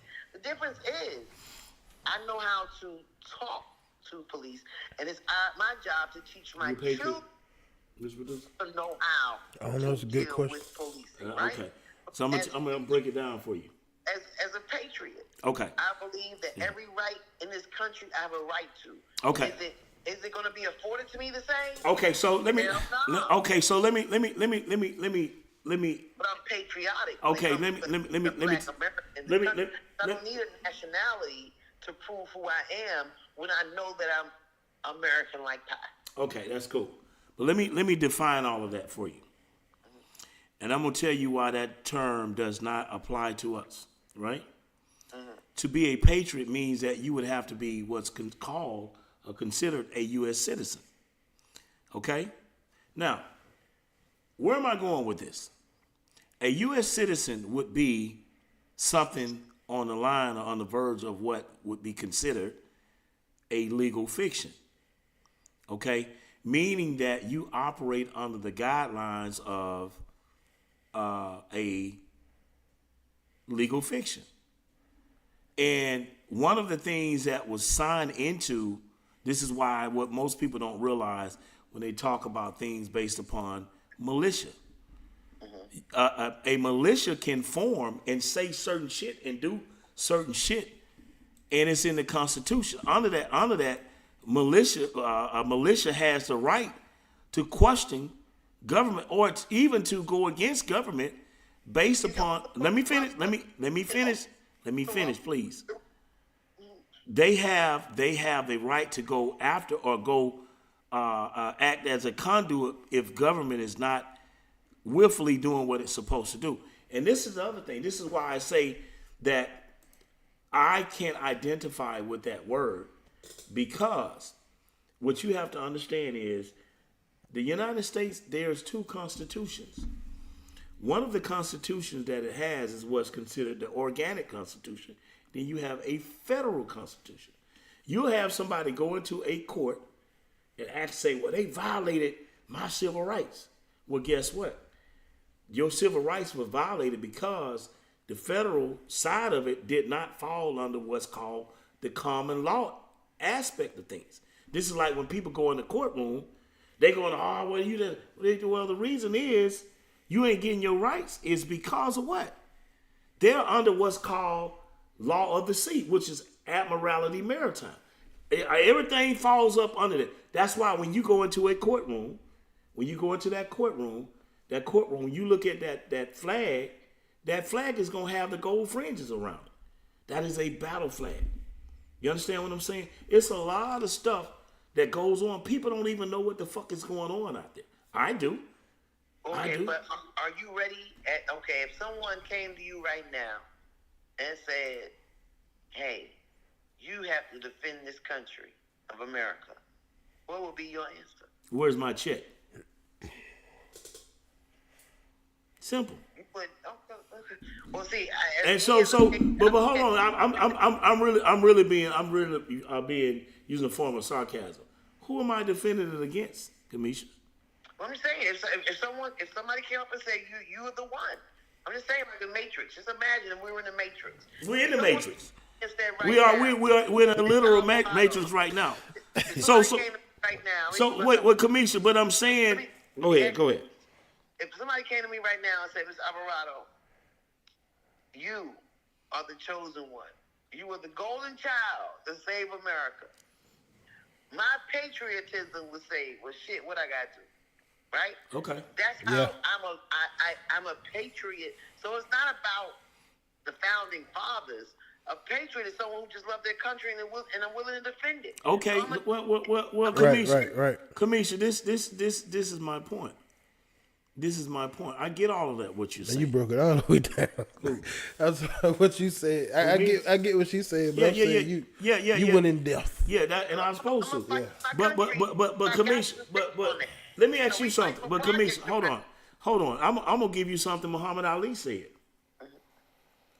The United States had asked Muhammad Ali to go to Vietnam to fight against somebody that had never done nothing to him. Okay, nothing. They ain't never, denied him this, that. He couldn't, they ain't did shit to him. But they wanted this man to go there and fight for a cause. And that cause that they wanted, that very cause they wanted him to go fight for, they were denying him that cause right here. Now, I'm not saying I wouldn't do it. But what I'm saying is, I got to cogitate on that. You know why? That was the difference. They were trying to send Muhammad and the people to Vietnam. I'm not fighting for Vietnam's freedom. That's not the point. What I'm talking about, Kamisha, you misconstrued what I'm saying. What I'm telling you, you asked me, and I asked you. So am I fighting against illegals? No, what I'm saying. Who am I fighting against? Who? She said defend the country. I'm saying defending against who? That mean them. I don't know whoever coming over. Who am I defending it? No, who coming over here? I guess you can say illegals. I'm scared to fight. Like now, but when they came to, I'm ready to fight against the illegals. 9/11 came. We came together as Americans, right? So. Man, don't even. Okay, yeah, we did. Okay, that's what I'm saying. Okay. We have to defend our country. We're not talking about going to Ukraine and helping them fight a war. I don't care about what they got going on in Ukraine. I really don't. I'm not talking about going to Vietnam. I was in the military. Okay, your mindset is you wired different from how I'm wired. Right, I would defend here. If somebody said, Kamisha, I gotta give you this M16 because you gotta man the whole city of Selma by yourself against these people coming from out of your country to kick. I'm with it, because this is where I live. Well, first of all, ain't nobody finna come mess with the United States. All this stuff going on. I don't see any of that happen. And if it was, my patriotism lies with my country. Okay, I don't want to go to Vietnam and fight for Vietnam. I wouldn't equate. Kamisha, this is the point. You missed what I said. Miss Producer got it, but you didn't get it. What I'm telling, No, what I was telling you was this. I'm saying to you that Muhammad Ali was telling them he was advocating for his people be treated equally here, right? That's right. Okay, he was on the time of Jim Crow and all this other stuff, right? He was just simply asking that black people be left alone, so that's why he went into the Nation of Islam, because he saw elements that was transacting that was hurtful. Okay, now what I'm saying to you is, and guess what? Had America had been fair and balanced, he never would have went to the Nation of Islam. If everything was based off of equality, he never would have went to. He went there because he needed a conduit of protection. That's why he went into the Nation of Islam. What I'm telling you is, what became more damning was the very people that the United States at the time, which were black people, were shitting on, they were sending them or wanted them to go to Vietnam. He had said, no, I'm not going over there to fight another people of color based upon what you all are doing here. And I feel the same way about the shit that's going on over there, Palestine. You got people. And first of all, why would they even want to send him? To me, it was a disrespectful act. Commission, that is not the issue. Is you ask me a question, and what I'm trying to do is align. I'm trying to align my statement within what he said. I'm just simply. But that was in the '60s when we were dealing with those. Okay, well, what do you, Commission? Drink water from anywhere. Commission, right? you listen. You any hotel you want to go to. So in this moment in time, do you consider yourself a patriot? Listen, Commission. This is the point. What did you just say? You just said yourself that they are repealing shit. They're taking shit out of the voting rights. All of the stuff that black folks got out here got cigarette butts put out in their head, took ass whoopings, women got raped, got fucked over, different shit happened. You're telling me that they're going out there to take all this stuff from you, right? That's what you said. So now you just said you said, listen. And one thing I might not speak eloquently, but I listen very well. You said you said earlier, Kamisha, you said earlier that shit is worse now than it was in the '60s. I didn't say that at all. What you said? What I did say is that the Voting Rights Act of 1965 did not have it had an end date. In Shelby County, the white people, our white neighbors here in Shelby County, Alabama, knew that. And the problem with us as black Americans, right, is that we don't believe that this is our country. So we don't fight like we should. Because guess what? When I want to go up against the police, I tell them. Kamisha, but you know what? Let me finish. I go when I decide, because when I decide to activate, there's nothing. No one can tell me about my constitutional rights. Okay, all right. Well, this is the thing. So when I go to the police officer and I say I have a right to resist an unlawful arrest, I mean it. Mm-hmm. And I look them dead in their face, and you need to call your boss because I'm about to resist this unlawful arrest.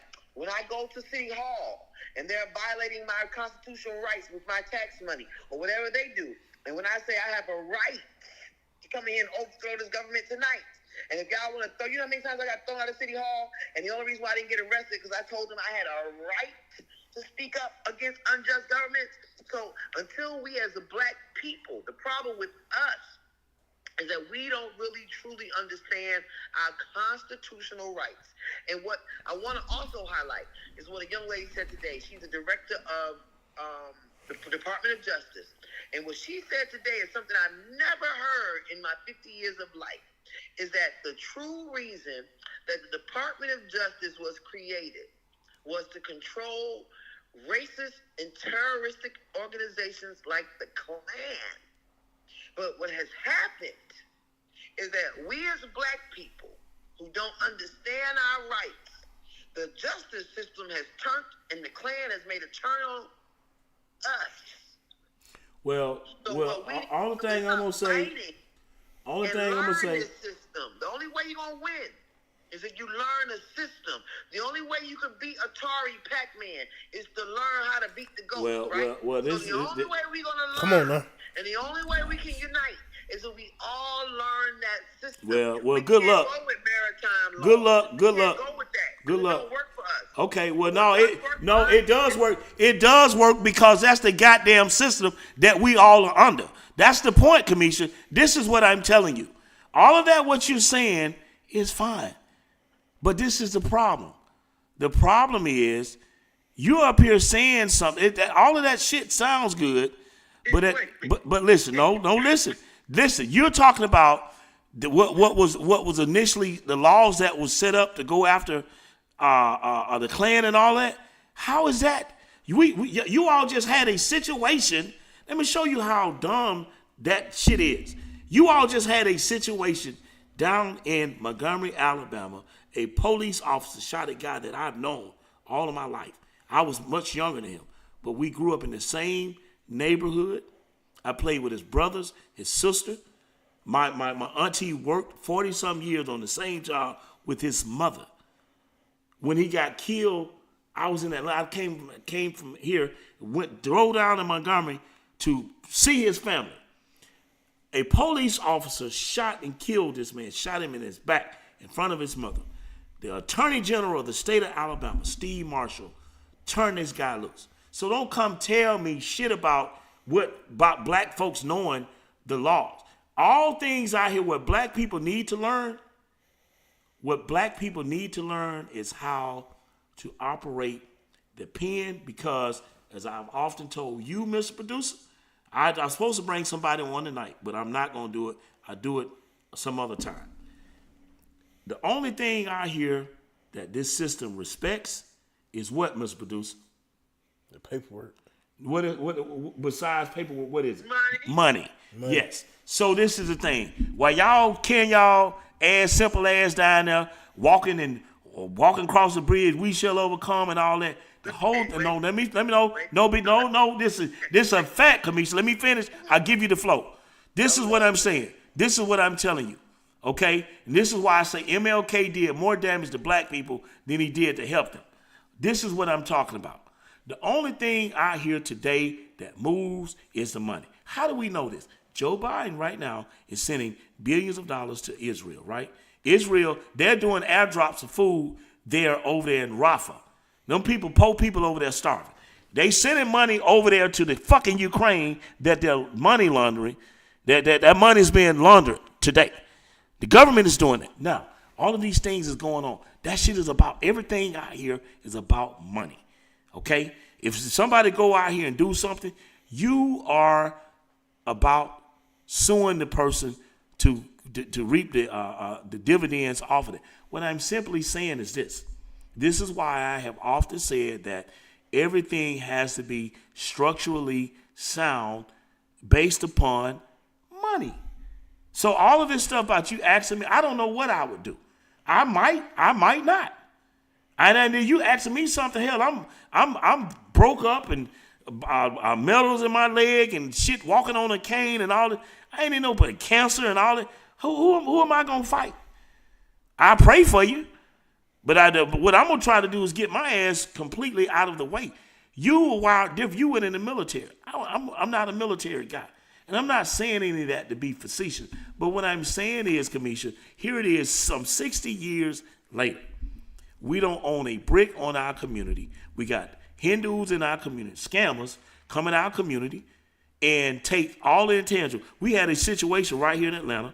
This Hindu guy, this guy owned the store, had this black guy. What they did, Ms. Medusa? They robbed the store.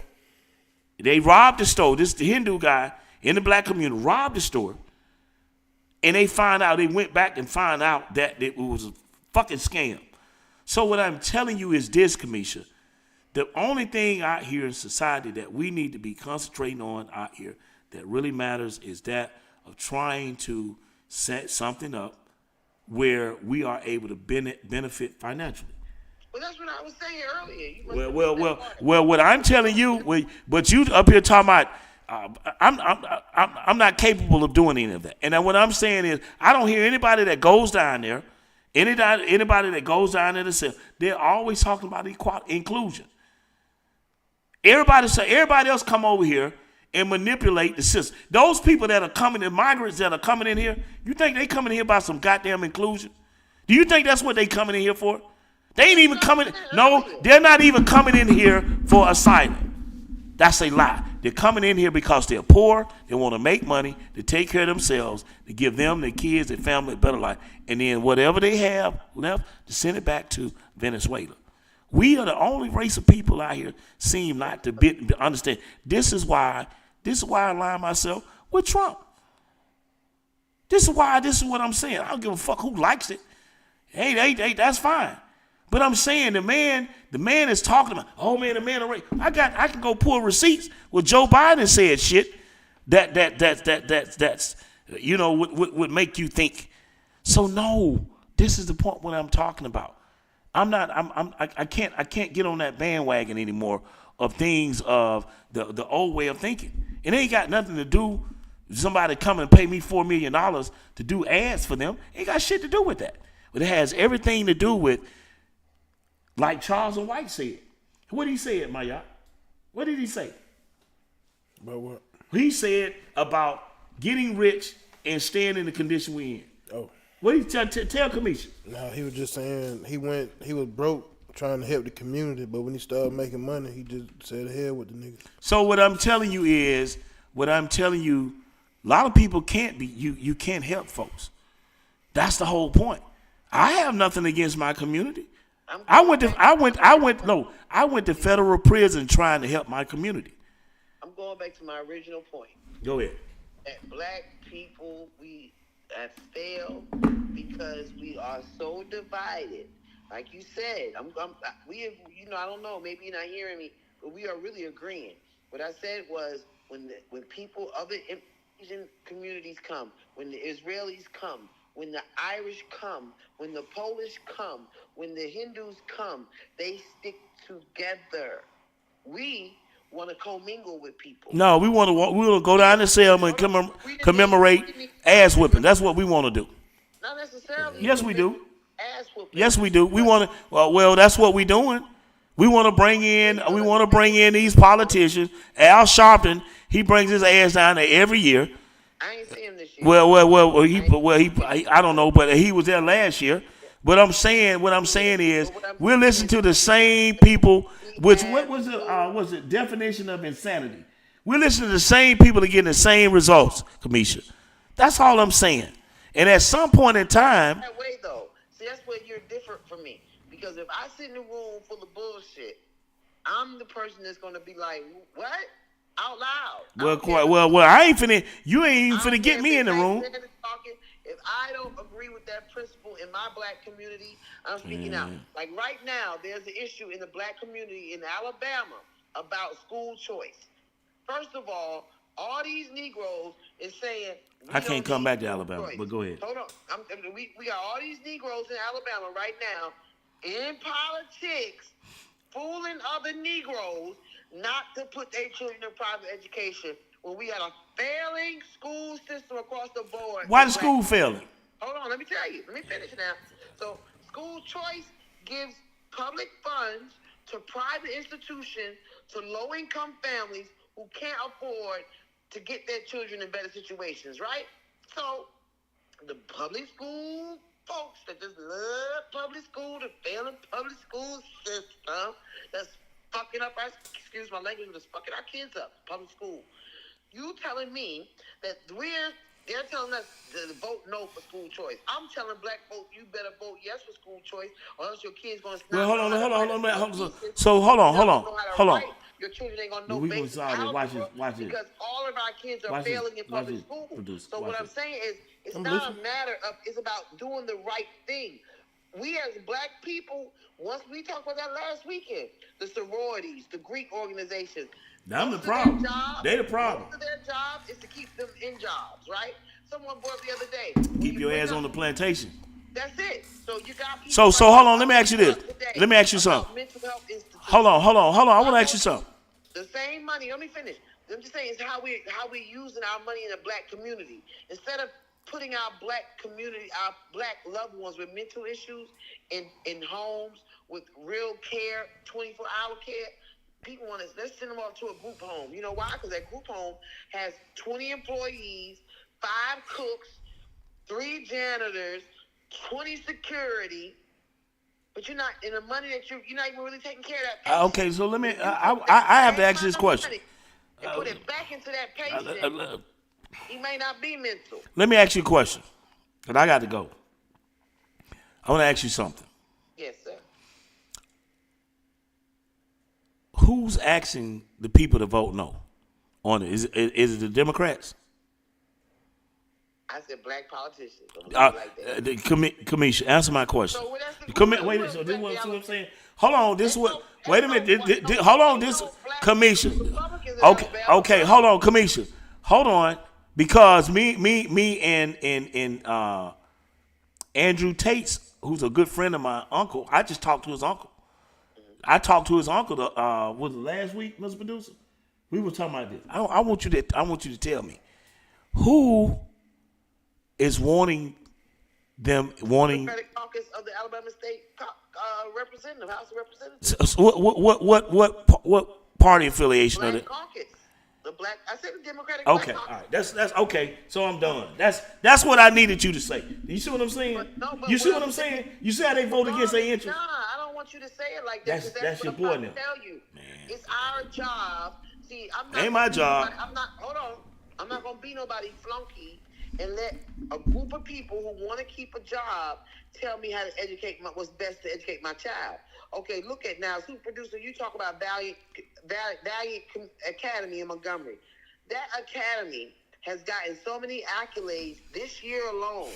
So them same black folks to tell us not to get a certificate to send our children a Valiant Cross, they crazy. Because that's where they send their children. Right. Now, one of my elected officials in Selma, Dallas County, children go to public school. If they do go to public school, they're virtual. But they do not set foot in a public school system in this area. So So basically, they don't want to muddy the water.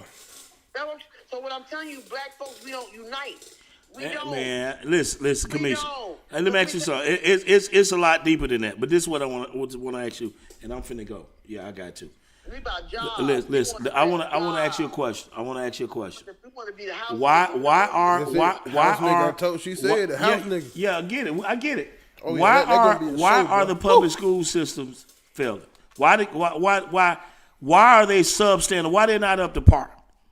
Well, I said in low-income communities, they're failing.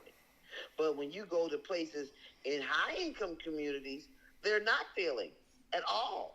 At all. So where it is how, okay, who brought it up today? Somebody brought up that there was like 81 billion. I think it was Clyburn's, Congressman Clyburn. Man, he a joke, that, man. But he mentioned today that it was so many billions of dollars that was afforded to go back into communities, and only maybe 1% of that went to African American communities. Well, he the Congress. He a congressman out of South Carolina. So why he Joe Biden in there? So why he ain't? He Joe Biden's boy. So why the fuck he ain't? You have to have a majority of the. That's besides the point. Listen, you got Representative Hakeem Jeffries. You got Clyburn. You got what's the other lady out of California? I can't remember. Sheila Jackson. Man, it doesn't matter. What I'm saying, you got the other guy, the chubby guy out of New York. You got all of these various people. I thought the Democrats were black folks voting for him. So why they can't get anything accomplished under the Democratic banister? I think we probably need to bring Zach on for that. They call him Democratic governor. So make that make sense. Well, anyway. Democratic governor. Going back to the vote, right? Going back, the reason why we're losing our right to vote is because when we look at our polls in the black community, nobody respecting us no more because we don't show up. Yeah. Well, So Commissioner. I can go through it now. It's a long list of things. Well. Why we're failing and why we can't get these laws passed to benefit us. Because but guess what? I guarantee you that casino get on that bill. Every black person that can vote on. Come on now. Oh, they coming. Come, Zach. Why Zach gonna be up there. Shit. Why we can't go Zach, you gonna be on the same page then. When liquor came out, to sell liquor on Sundays, that poll line was so long. So we have to be able to make choices. Life ain't about partying and buying fly sneakers. You gotta convince me.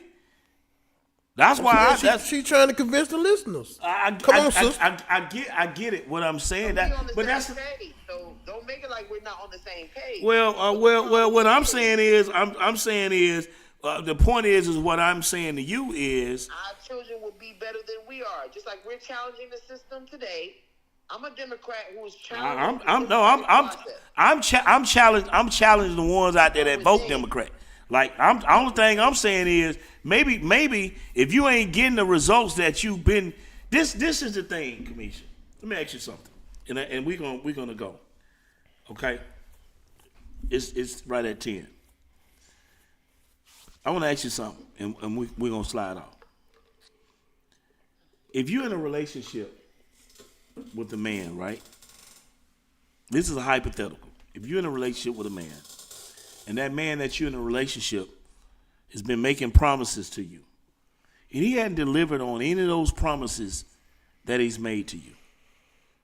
He keeps saying, I'm going to do this, I'm going to do that. But he keep either forgetting or it's just not indicative of his character to bring those things forward that he promised he was going to do, right? Are you going to stay in that relationship with him? Dependent on my dependency on him. I'm saying that's the thing, and that's why we keep. Maybe I should have said if it was the point of him being violent towards you, beating you, in front of your children. Would you stay in a relationship? I'm stabbing him in the jugular. I'm sorry. I'm stabbing him in the Okay. jugular. Well, the point is,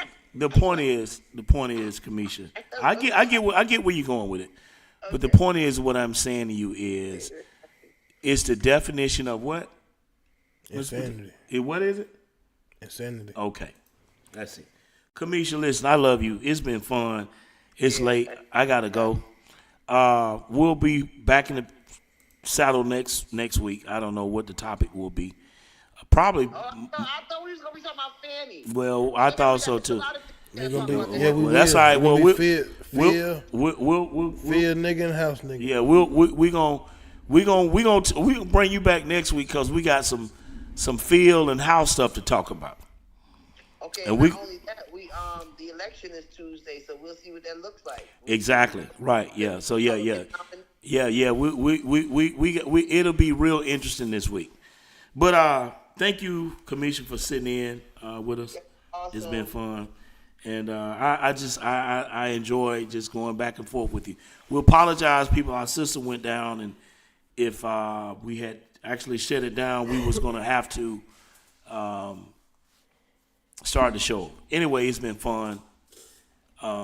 So, Mr. Producer, anything you want to say before we? No, man, everything good, man. All right. People, we'll see you all, God willing, next week, okay? Next Sunday, same time, same place. The Movie Finger Rights has written moves on to all of you. Good night.